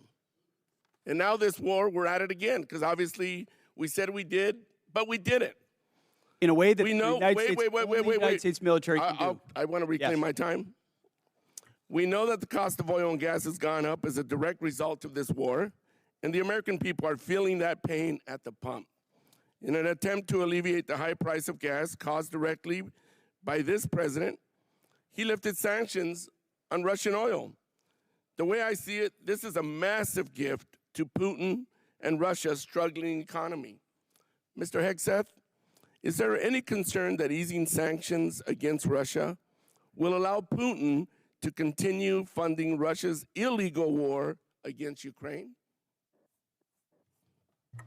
Well, we've seen Russia's and Putin's inability to make effective battlefield gains, just like their inability to defend the Maduro regime with the billions of dollars of systems the Russians sent to Venezuela in order to defend him, which were defeated in 15 minutes. So Russia's military capabilities are no match for ours. And you don't when believe it comes to easing ensuring, the sanctions is helping Russia? well, we have the best energy team in the planet It's just a yes or White no. House, and we're going to ensure that this is not deja vu. It's a simple yes or no. I understand the energy dominance that this administration has unleashed. All right, well, I'll proceed to my next question. Strategy. Last week, it was announced that the Department of Defense is no longer requiring service members to get their annual flu shot. Now, this is an easy one for you. It's a softball. Don't screw it up. The rationale was to, and I quote, restore freedom to our joint force. This has been a requirement since 1950 because it is an effective at preventing the spread of flu among our troops. It's not some new woke requirement as you like to lean on for much of your rhetoric. This decision is actively making our military less safe and less prepared. Mr. Hegseth, at this time are there plans to remove the mandatory requirement of other vaccinations like measles, mumps, and polio? We made very clear in our announcement that it applies to service members having a choice as it pertains to the flu vaccine. Don't you think that's a little reckless? No, I think allowing well-informed Americans who serve our country to make a choice is not reckless. And commanders will still have latitude, say, for a submarine or something else to make a decision for a unit about whether it could be mandatory in a particular circumstance. But overall, our troops have earned the right to be able to choose about something like that related to their health. Mr. Hegseth, I stand by what I said last time you were here. You were incompetent then, you're incompetent now, and you're the gift that keeps on giving when it comes to incompetence. With that, Mr. Chairman, I yield back. Gentleman yields back. Chair, now Other than that, I'm doing the great. gentleman Thank from you. Mississippi, Mr. Kelly. Thank you, Mr. Chairman. Secretary, don't you think it was extremely reckless to mandate COVID vaccines for the healthiest and most unlikely to get COVID and kick them out of the service if they did not comply with a, although legal, crazy order from the previous administration? Don't you think it was reckless to require that those soldiers and Marines and sailors had to take that COVID vaccine? Congressman, thank you for the question. Not only do I think it was reckless, but we point out the nature of the emergency and lack of actual data on it. We think it may not have been legal. And as a result, we're working very hard to ensure that any service member who is pushed out is brought back in. If they were forcibly pushed out with back pay and rank and everything that comes with it, those soldiers and troops of conscience who had to make that choice, we think are the best troops in our force. Listen, I'm grateful that we have two great National Guardsmen sitting at that table today. As a longtime serving Guardsman who just retired, I'm so proud of y'all and what you mean for our total force. It's not a National Guard, it's not a reserve, it's not an Army, it's not a Navy. It is a total force, and thank y'all for recognizing that. I just want to go back to some of the Iran stuff. I don't know, maybe they're in a different world than I'm living in, but from where I live since 1979, Iran has been at war with the United States, although we refuse to acknowledge it, whether that's Hezbollah, whether that's the Houthis, whether that is Hamas, whether that is trying to build nuclear weapons, exporting terror everywhere. I know for a fact when I was in Iraq, both tours, that EFPs made by Iranians killed our troops. I know for a fact that many of the munitions, I know for a fact many of the militias in Iran that were Shia-based were there to attack Americans at the willing knowledge of the Iranian government. Do you agree they've been at war with us and are still at war with us and the world since 1979? Of course, for 47 years from Beirut to Baghdad, Iran has sought the most dangerous weapons in the world to try to achieve death to America. And if they were to get the most dangerous weapon in the world, a nuclear weapon, they would most certainly use it, which is why this is at the level of seriousness that President Trump was willing to address it. And that's what I think so many in this body misrepresent. North Korea is the lesson. Everybody thought North Korea shouldn't have a weapon. Under the Clinton administration, they gathered so many ballistic missiles that their ballistic missile shield allowed them to blackmail the region and the world to say, we're going to get a nuke and you can't do anything about it. Under this administration, them weakened by the 12-day war and what happened with Midnight Hammer, the president made a bold choice on behalf of the American people to say never will Iran, with their view of death to America and death to Israel, have a nuclear weapon, because if they have it, they'll use it. And he's taken that bold action in a way I think the American people, when they understand the nature of that threat, and they do, they support it. Chairman Caine, wow, I've been around a long time. Can any other military in the history of the world pull off Venezuela, Midnight Hammer, and Epic Fury the way that our great warriors that defend and project power for our nation? Are you aware of any other nation in the history of the world that could have done that? I'm not sure, and I remain very proud of the Joint Force. I'll also say that we're a learning organization, and we're going to continue to look at the things that go right in any operations that we're tasked to do, and we're going to get better every day. So we do not want to sit on the successes and assume future successes. We owe it to the nation and to the citizens to constantly improve no matter how well something goes. So I'm incredibly proud of the Joint Force. That said, I'm even more proud when they come back after that. They go into a team room and they start debriefing to make sure that we do it better next time, whatever it may be. And my final point, I just want to talk about what a stroke of genius it was, greater than I would have thought, to blockade the ports of Iran. And that blow economically to their entire economy and to their leadership and everything else, it's going to take a little bit of time to play out. But that was so smart because it is more effective than any bombs, and those bombs were effective in Midnight Hammer. They continue to be. But until we kill their will to create a nuclear weapon, they will always be a nuclear threat because they've advanced far enough along. But that blockade was so important. And it amazes me now we're crying about high gas prices when they were $2 a gallon more just 4 years ago or 5 years ago under the previous administration. With that, I yield back. Gentleman yields back. Chair now recognizes the gentleman from California, Mr. Caine. Thank you, Mr. Chairman. Secretary Hegseth, tomorrow is 2 months since the war has begun. You've testified that it was $25 billion in cost in terms of the munitions we used and what we paid for it. But when you add to that the damage that was done to our bases and today's dollars for buying replacement munitions and replacement aircrafts, what has the total cost been over the last 60 days? That number right now reflects the total cost that we're seeing. Including buying in today's dollars the new weapons and replacements and including the damage there? That's your testimony? If there's under adjustments to that, I would defer to the comptroller on that. And how much are you seeing in terms of, are you asking in terms of supplemental funding just for the Iran mission from this committee? If and when a supplemental is submitted, the majority of it would not just be for, What Epic would be Fury, the it would be ballpark for Iran? munitions related to the entirety Just of a what number, we want to sir. get done. A number. What would you submit? What are It you would be requesting? within on Iran, it would be less than $25 billion, but there's a lot more we would ask for beyond Oh, just Iran. you're saying it's considering- $25 billion. Okay, I would just, if you come back, you want to revise those numbers because all the experts are disagreeing with you when it comes to today's dollars and damage, but you can revise it. How much did it cost American taxpayers in terms of the strike to the Iranian school where kids were killed? Do you have that number in terms of the missiles we used? As I've said, that unfortunate situation remains under investigation. You don't know how much it costs the investigation, but I taxpayer? wouldn't tie a cost to that, to anything. It's a reasonable question, no, sir? I mean, our taxpayer money was going there. Do you know how much it will cost Americans in terms of their increased cost in gas and food over the next year because of the Iran war?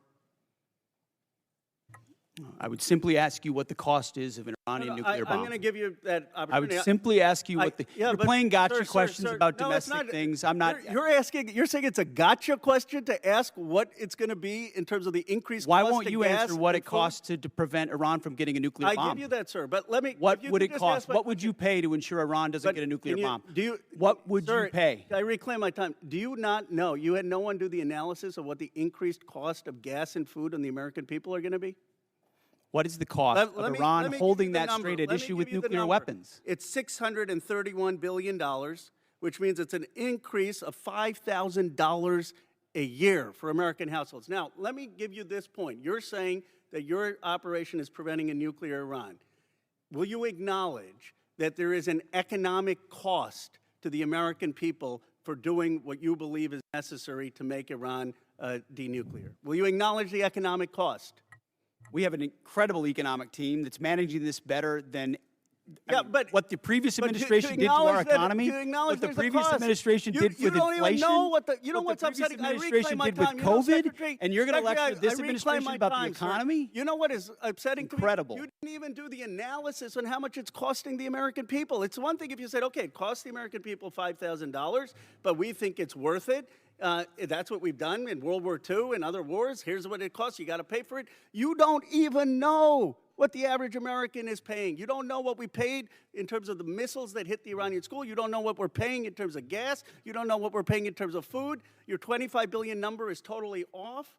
It's the incompetence. It's the incompetence. Let me ask you this.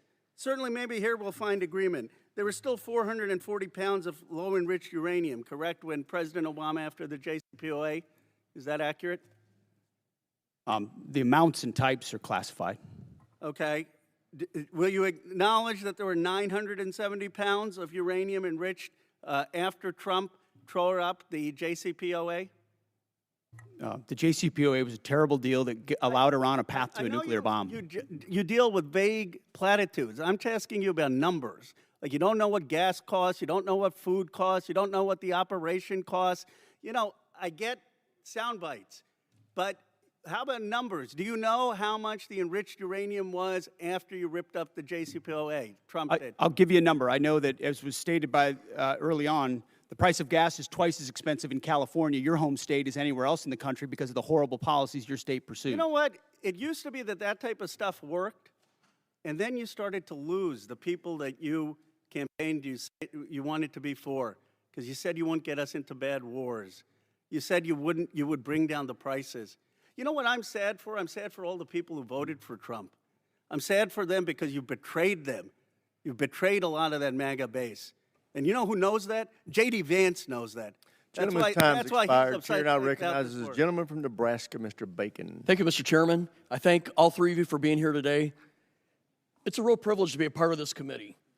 We're the most bipartisan committee out of 20 in Congress. We have a tradition of voting on NDAAs with large majorities year after year. And it's important not to be a Republican first in here or a Democrat first. We're Americans trying to ensure that our country is well defended. And in that spirit, I compliment the operations in Iran. I served 30 years in the Air Force. We were attacked repeatedly by proxy groups from Iran on every deployment I was on. They were the #1 threat where I was located. I've lost friends, like at Khobar Towers. Iran with a nuclear weapon would have been an existential threat to our country. And if they had a missile that could hit New York, they would have done it. They would have done it 2 months ago. So I support our operations there. I think it was good that we got Maduro out. You know, I would say it would be important to get the representative government that duly won their election there, and not good to replace one dictator with another dictator, but Maduro was bad for their country. And I support our 5% GDP spending. There's no way to modernize our nuclear force, 6th-generation fighters, take care of our men and women in uniform without being at 5% GDP. But also in the spirit, I share a bipartisan concern of the firings that we've seen at the Pentagon. 4 of the 6 service chiefs, for example, the Coast Guard. We had a huge bipartisan majority here that had confidence in the Army Chief of Staff and the Secretary of Navy. And I would just point out, it may be constitutionally right. You have the constitutional right to do these things, but it doesn't make it right or wise. Now, my first question is dealing with the housing allowance, something I've been working for the last 2 or 3 years. Our housing allowance is underpaying people in certain areas. And the department, and it hasn't started under this administration, it's been going on for a while, they take out 5% of the housing allowance. They send it to other needs. But that means we're underpaying our servicemen and women living off base by 5%. So we tried to fix it with a $2.9 billion line item to fix housing allowance. But that money was moved. So Mr. Secretary, could you tell us how we're going to fix this? Because we have a shortfall in housing allowance, and we tried to fix it out of here, and I'd like to get it fixed. Congressman, I agree with you. I think that is precisely the kind of quality of life issue that's been ignored time and time again. Oftentimes with good intentions of trying to do some trade-off with something else. But I mentioned the 7% pay increase. That's just for junior enlisted. It's 6% from E6 to 03, and it's 5% from 04 all the way up. But closing that gap, TRICARE reimbursement's a big one we're going to look at as well. If we reimburse TRICARE lower than Medicare, then no one wants to take TRICARE, and now you don't have a real network for service members. So those places where we pinched pennies to try to eke out additional budget space have really hurt service members. So I'm committed to working with you on that to close that gap and ensure that folks can live where they are asked to serve because they can afford housing. Okay, I think this has already been addressed to a degree, but I just want to emphasize we did put $400 million in for Ukraine. I asked you to execute it. It's important for most of us in here. It has overwhelming support. Also, I'm the chair of the Baltic Security Caucus, and we've put money in for the Baltic Security Initiative. These people love America. They love freedom more than anywhere I've ever been, and they need us. They're on the front lines with Russia. Mike, I have a question for the chairman. So we did 29 years of the nuclear alert, airborne alert, the Looking Glass mission. In 1991, we turned that off because the Cold War turned to our favor. But I think we're back to where we were at. Russia's a threat. China's building a nuclear force to match ours. I think we need a Looking Glass too and restore that nuclear command and control survivability that gives us deterrence. Russia, China needs to know no matter what they do, we can launch those 400 ICBMs. What's your vision for the Looking Glass 2 or the follow-on? Well, sir, as you know, right now we're looking at all three legs of the nuclear triad to make sure that that most critical backstop on our nation's most important day is reliable, redundant, and workable. And so we'll take a look at that. I know the team already deep in analysis on all from NC3 to the end state. But what I want you to know is the most important thing is the ability to execute if we had to, and we can.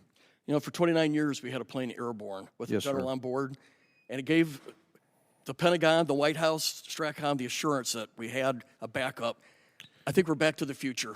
Yes, and sir. I appreciate your look at it. I just flew with them, and they were doing great work. Gentleman's time's expired. Mr. Chairman, I yield. Chair now recognizes the gentleman from Massachusetts, Mr. Keating. Thank you, Mr. Chairman.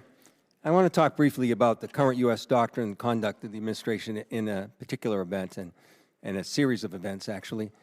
As everybody in the dais and the witness table is aware, the Department of Defense Law of War Manual specifies that any order to kill shipwrecked persons in an illegal order would constitute a war crime. It isn't suggested. There's a specific example to show a clear-cut example of what this entails in our own manual.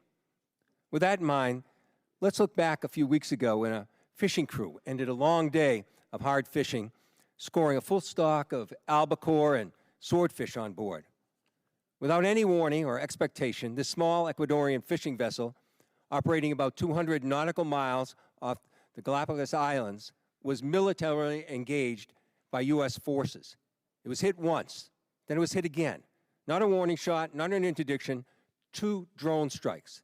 Survivors described chaos and severe injuries.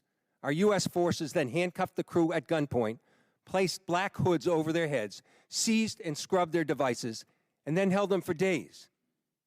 Ultimately, the crew was released, given there was no evidence to support any narco activity or any charges that may be against them. So to recap, we struck a vessel, we struck it again, set fire to it as it was sinking, and as public reports say, even drank their beer. We detained the survivors, and then we let them go. This should be eye-opening. Now let's go to another example, the double tap or 2-strike attack that took place on September 2nd in the Caribbean. A vessel was struck, disabled, and then struck again, killing all but 2 survivors that were left clinging to the wreckage. And this is the thing. We know this happened. We know how it happened, and the Defense Department still refuses to release the follow-up video of the killing of the shipwrecked survivors, even though they released the initial one to the public in major news networks worldwide. No difference in sources and methods in the two videos, but still not released to the public.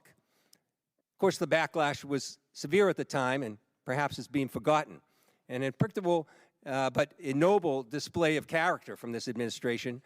Fingers were pointed at one another as everyone scurried to cover, in a tacit acknowledgement that this was an issue potentially violating international law. Now, I've reviewed what's been available, the phony rationale that these attacks are about fentanyl trafficking, when we know fentanyl comes from China, India, through Mexico. Then the baseless argument that this was about narco-terrorism. You know, I don't believe a word of it. This was to create leverage for regime change in Venezuela. And now the president acknowledged that was about oil. Beyond the simple need for justice and exercising American values, it's important for us to discuss what the U.S. belligerence in the world stage means to our security, our ability to marshal cooperation with our allies, and most importantly, not to normalize these actions that could endanger the lives of our own service members put in similar peril. Let me be clear about one thing.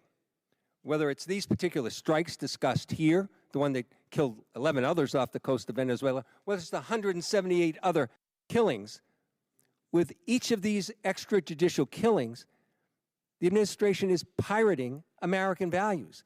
We'll continue to investigate this. We will. It'll come forward in the future. Some days that second video will be released. But we've got to stop also using our precious resources that are being taxed so heavily all over the world on actions that hurt our military. They hurt our military and they hurt our standing internationally, and they're hurting our standard here at home. I hope that we can move forward. I hope we can review whether these are justified, because I found no justification. We were given classified information on the second strike. I can't discuss it, but I must tell you, it's the most convoluted bullshit I ever heard in my life. This should be public. This is our honor. This is what makes American a difference maker. This is what we're proud of. It's an incredible array of false accusations. And I yield back my time. Gentleman yields back. Chair now recognizes the gentleman from Texas, Dr. Jackson. Thank you, Mr. Chairman. Thank you, Secretary Hegseth and General Caine and Mr. Hurst, for your bold leadership and for your time today. I really appreciate it. I can't tell you how awesome this hearing is today. It's fantastic. From someone who sat up here for 4 years during the last administration, this is a great day. Despite some of the crazy and disrespectful comments from some in this room, the Department of War is back.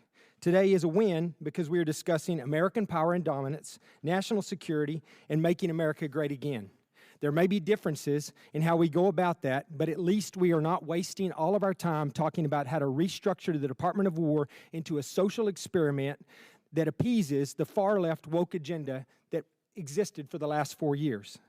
Thank God those 4 years of the disastrous Biden administration are done.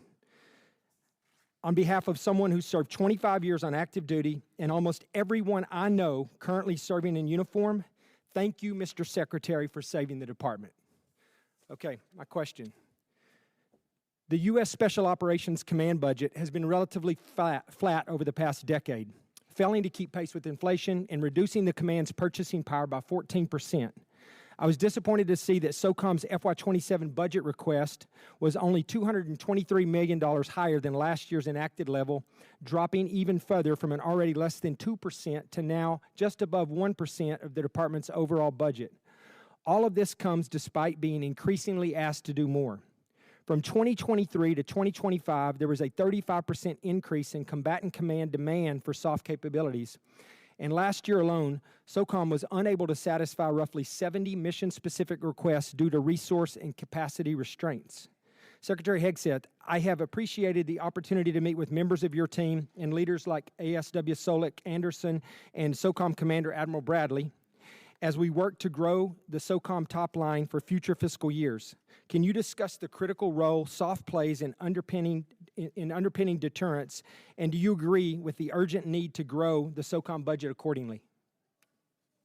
Well, Congressman, thank you for your words, and I wholeheartedly agree. When you look at the burden that SOCOM shoulders on behalf of the joint force, it's incredible and it's significant. And so many of the things we have accomplished would not have been possible without the incredible leadership of Admiral Bradley, General Braga, and others inside that community and what they do. I recognize your desire for increased funding beyond what is in FY27. We have and will continue to look at that. That needs to happen.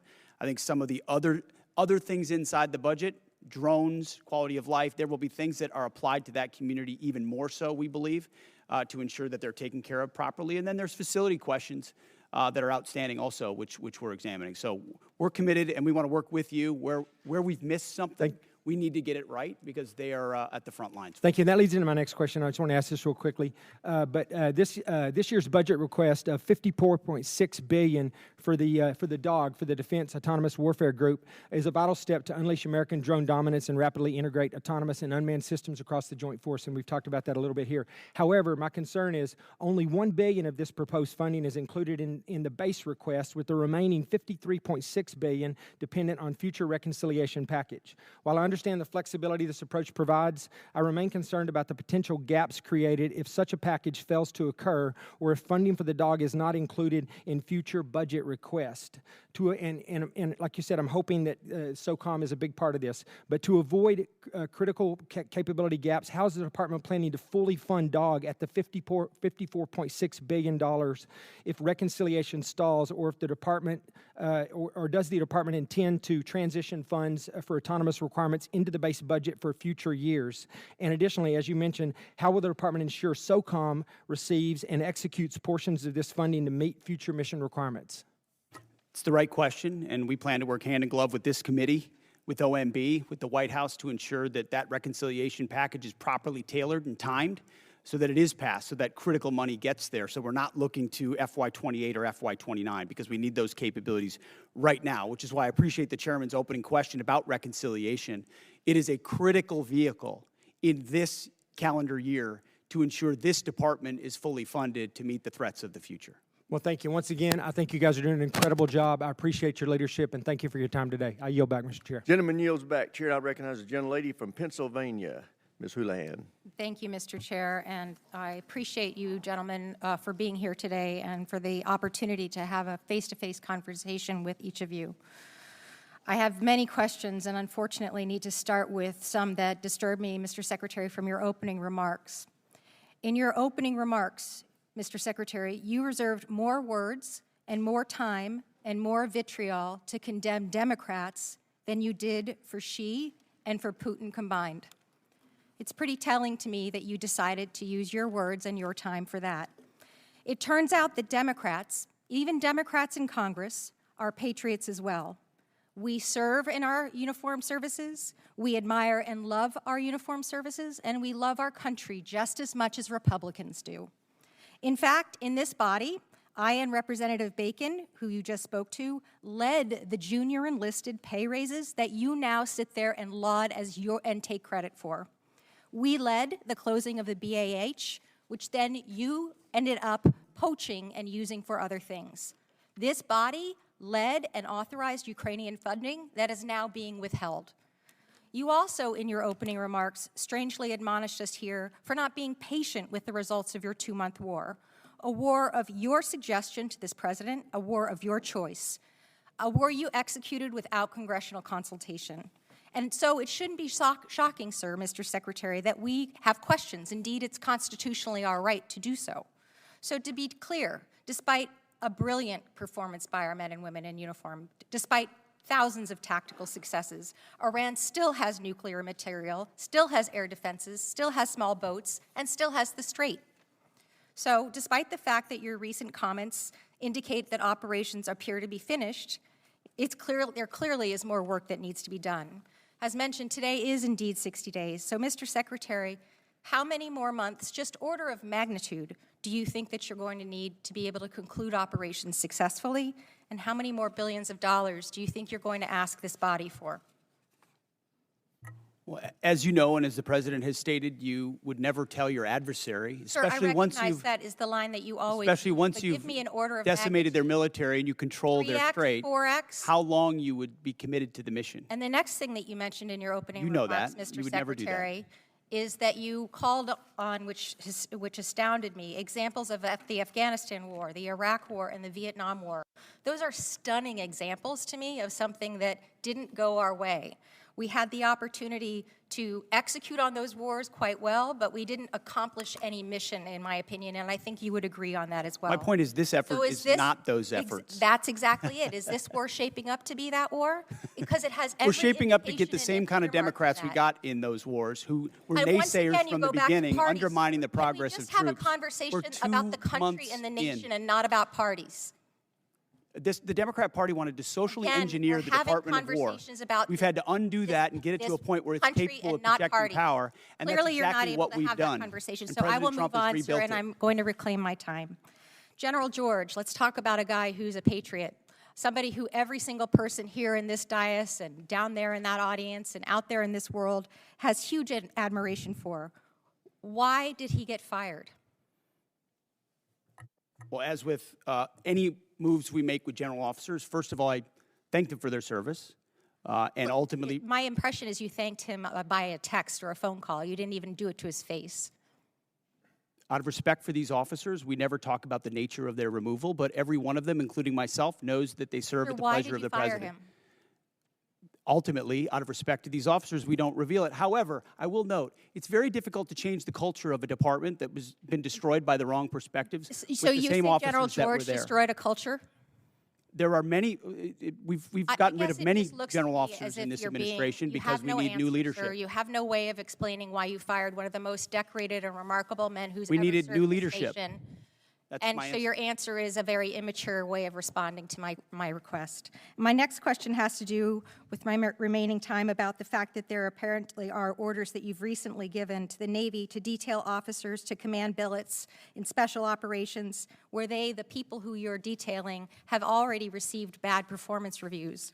They've received negative fitness reports. Is there a truth to that statement, sir? I'm not aware of what you're referring to. Have you ever ordered the Navy to add officers who never screened for Special Operations Major Command to the promotion list for flag officer? I'm not aware of what you're referring to. All right, I'll take that for no. Thank you, I yield. Generally yields back. For everybody's situational awareness, it's my plan at 1 o'clock or approximately 1 o'clock to recess for about 10 minutes to give the witnesses a chance to stretch their legs and visit the restroom if necessary. But with that, we will now go to the gentleman from Florida, Mr. Jimenez. Thank you, Mr. Chairman. And Mr. Secretary, are you aware that Iran, either through our intelligence or they themselves, said they had about 500 kilograms of enriched uranium, up to about 60%?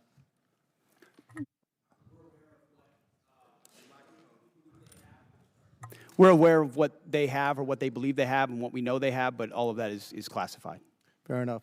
And if indeed they had 500 kilograms of your enriched uranium, how long would it take it to weapons grade? Quickly enough that it's a serious national security problem for the United States of If America. that I should be dealt said with. days or a few weeks, would that be inaccurate? You might be somewhere in the ballpark. Okay, thank you. Actually, you can just get that from ChatGPT. It'll give it to you. Okay. So it's not that classified. All right. Would you say that our primary mission in this war is to deny Iran the capability to develop a nuclear weapon? Yes. And would you say that a regime that's capable of killing 35,000 of its own people within a 2-day period, are they capable, if they had the delivery systems, to carry out their threat to destroy Israel and also to harm the United States of America? Any regime willing to kill 35,000, and we think it might be more, 45,000 too. of their own citizens in cold blood, would most certainly be willing to use the most dangerous weapon in the world, especially as history teaches us, when a nation says they will do something, you ought listen.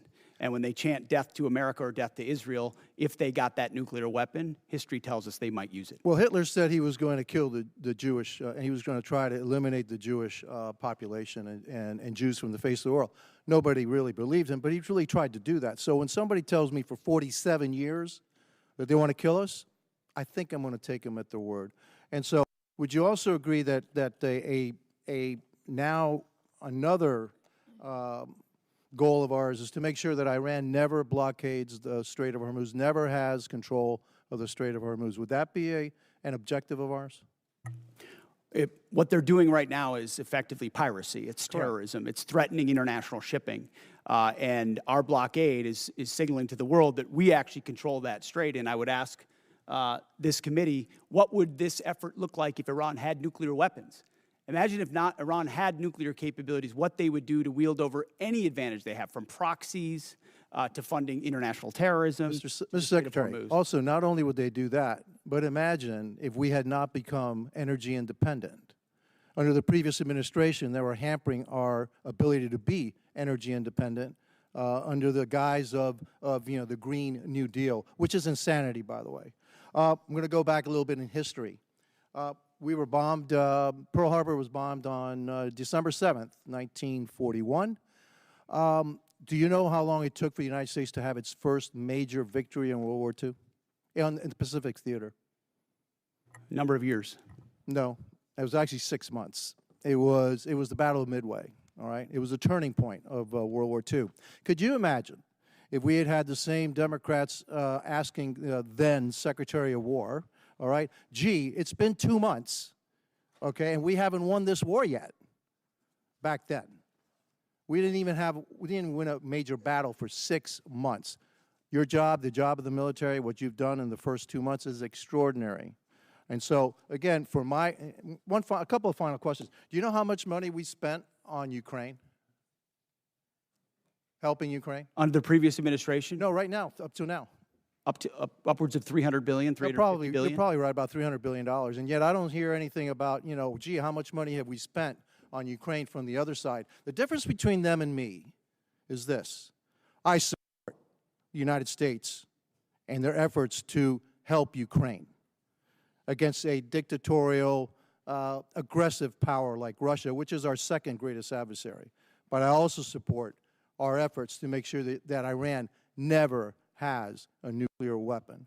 And so you'll always have my support, and I'm pretty consistent in that. I also support our efforts in what we did in Venezuela.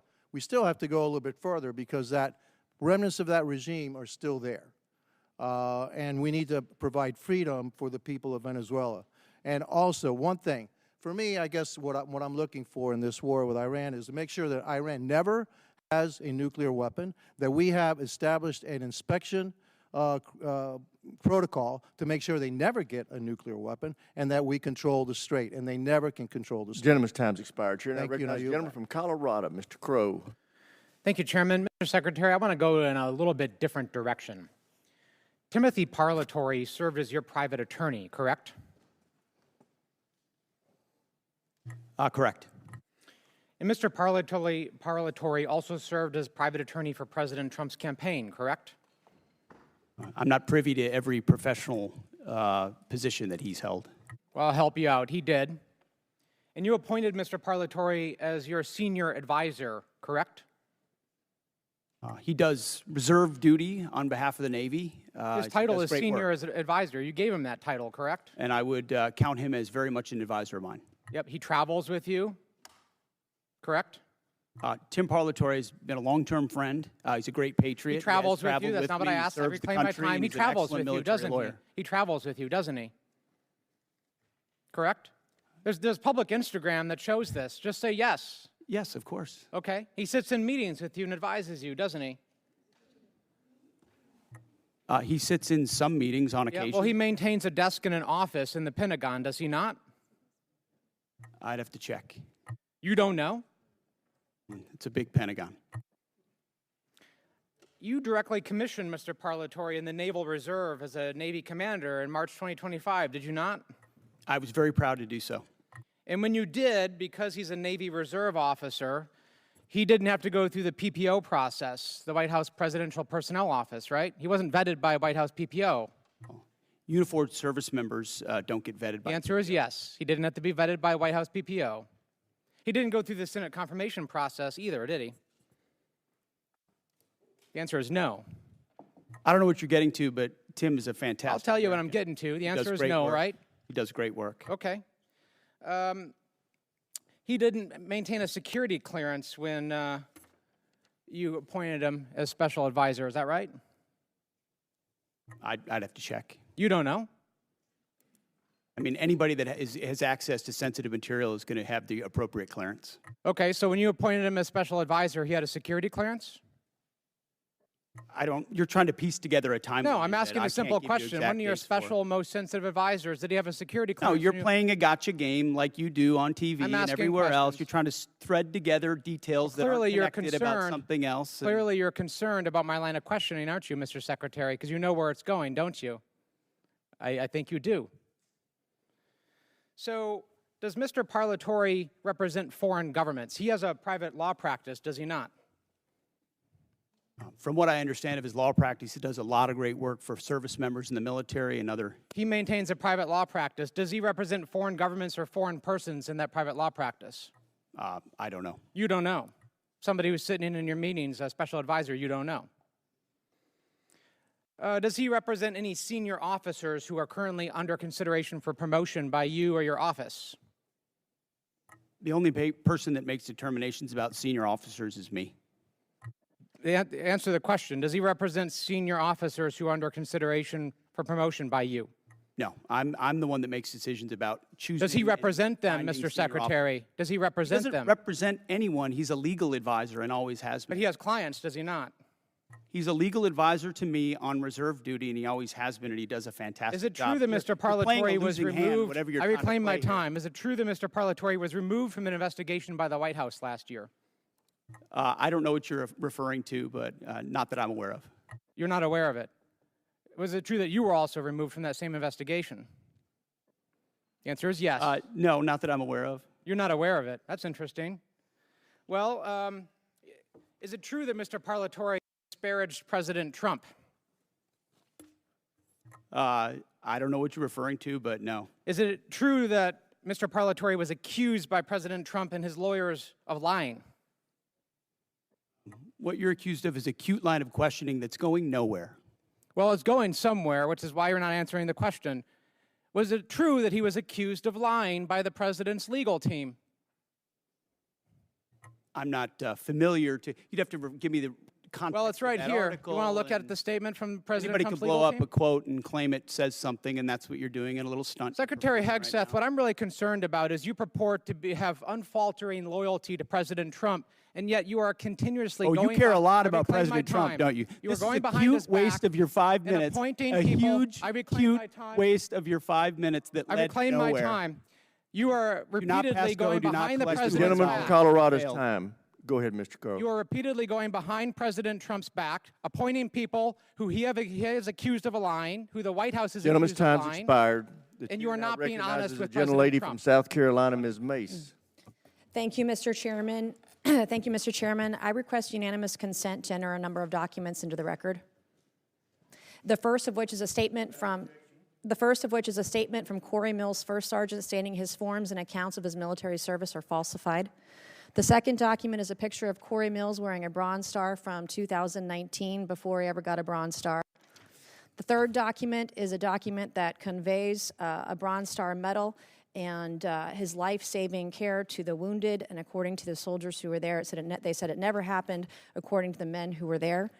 The next document is a transcript of a conversation I had with Brigadier General Arnold Gordon Bray, who confirmed that he did not review, did not read, did not physically sign the form, DD, I guess 638, form 638, that Mills submitted for a Bronze Star. And to be candid, he said, quote, "I didn't look at it."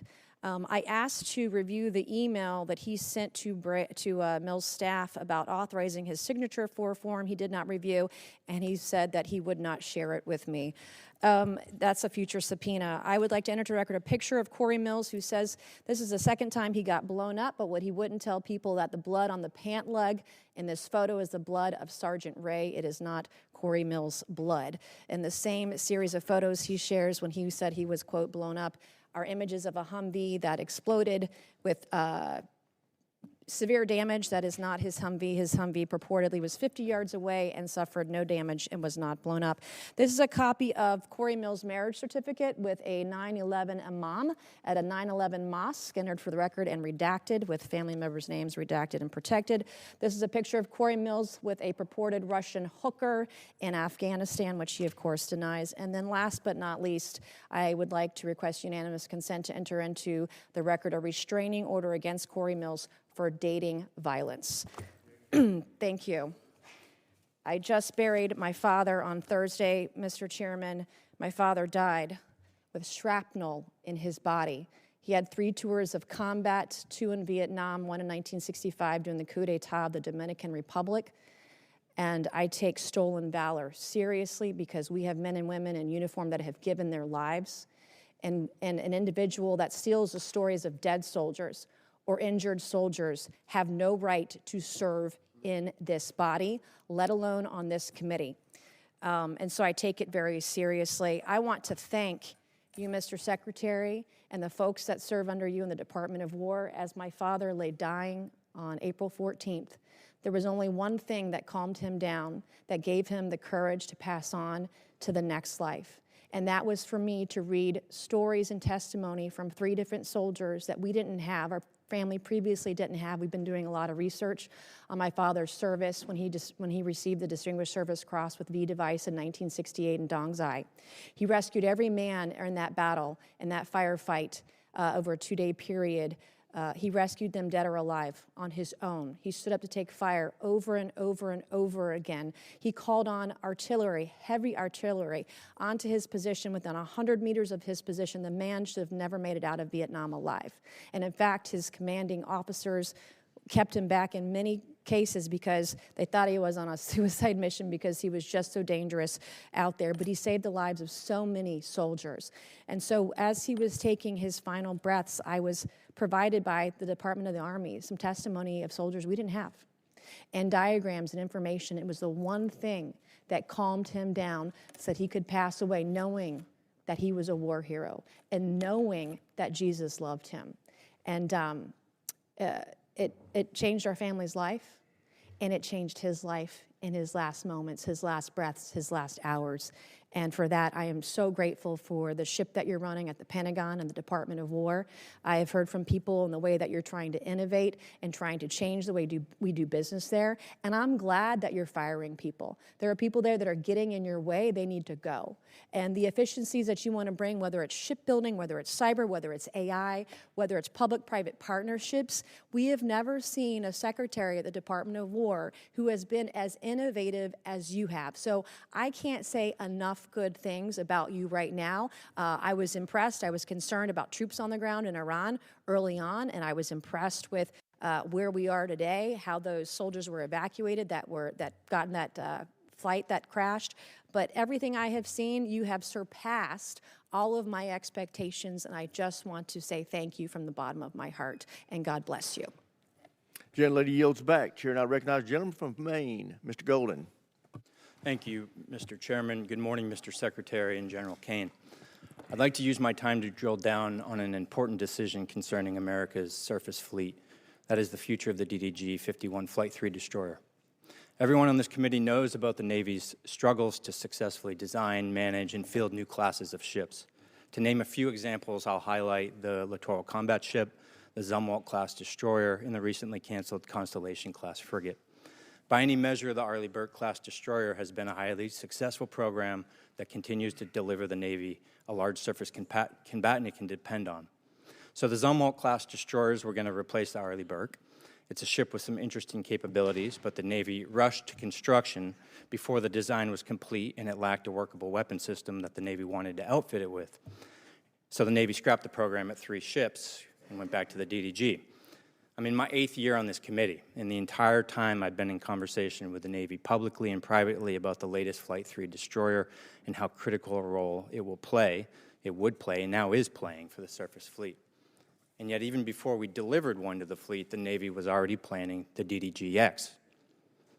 I'm skeptical about the transition to yet another new class of surface ship, given the troubles I've laid out already. From my perspective, we have a proven hull for an Arleigh Burke destroyer that is described by CNO after CNO again and again and again as the backbone of the Navy's surface fleet. But now I'm even more skeptical.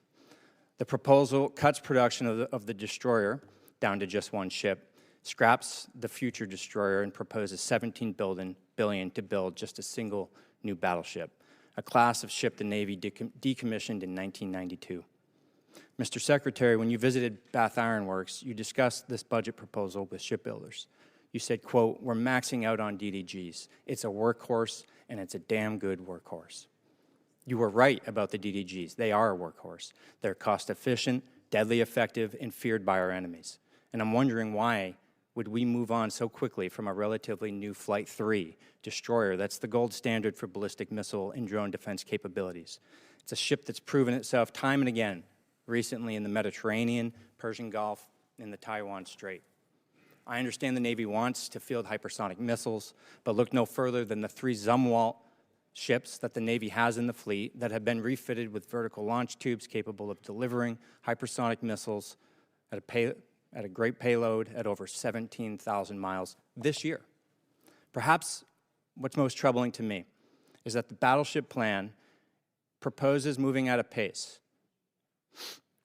that is, I think, extremely dangerous, or just high risk, low reward. To begin construction so quickly, breezing right through design. It's well documented that expediting design and preemptively moving to construction is the greatest recipe for failure. This represents an unacceptable cost to taxpayers if it fails and leaves America less secure and our Navy less prepared. I understand the proposed battleship was a bit of a dream child of the recently departed Secretary of the Navy. I want to remind everyone here that recent history is littered with failed efforts to replace existing successful programs that remain the best in class worldwide. This isn't the failure of shipbuilders or sailors. It's a failure by leaders to learn a simple lesson. If it ain't broke, don't fix it. My sincere hope is that you, the Navy, and the Congress will pump the brakes on this battleship. Take the time to get it right, whatever it is. And for now, focus on the workhorse you can depend on. America cannot afford a surface fleet without a backbone.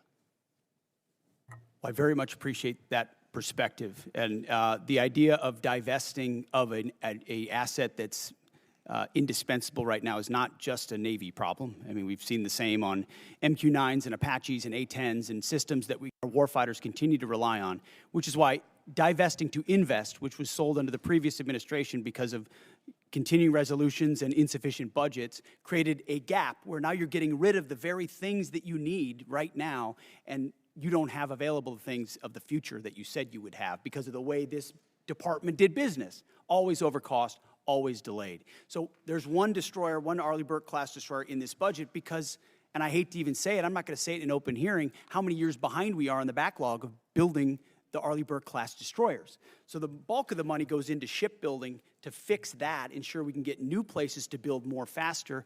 Then you can fund additional, either whether it's this class or the next class. But the Arleigh We're Burke almost over time. I'm going to reclaim and just say in my last seconds here, careful with the pace moving through design to construction so quickly as proposed by this budget. Thank you. Gentlemen's time's expired. As announced earlier, we're going to now recess until 10 minutes past the hour of 1.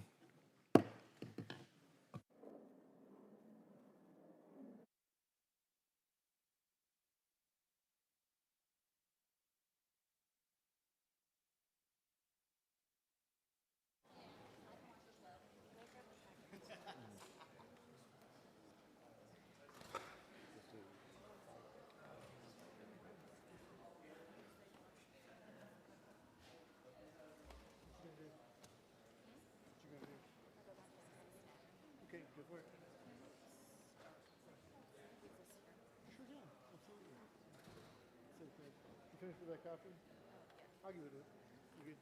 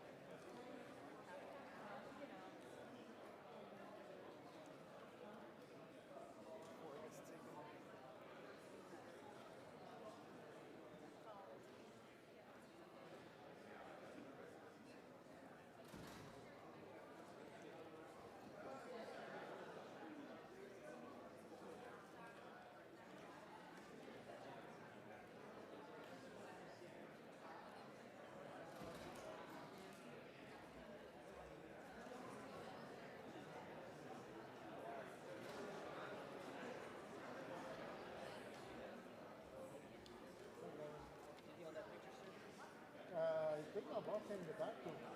Yeah, it's already signed.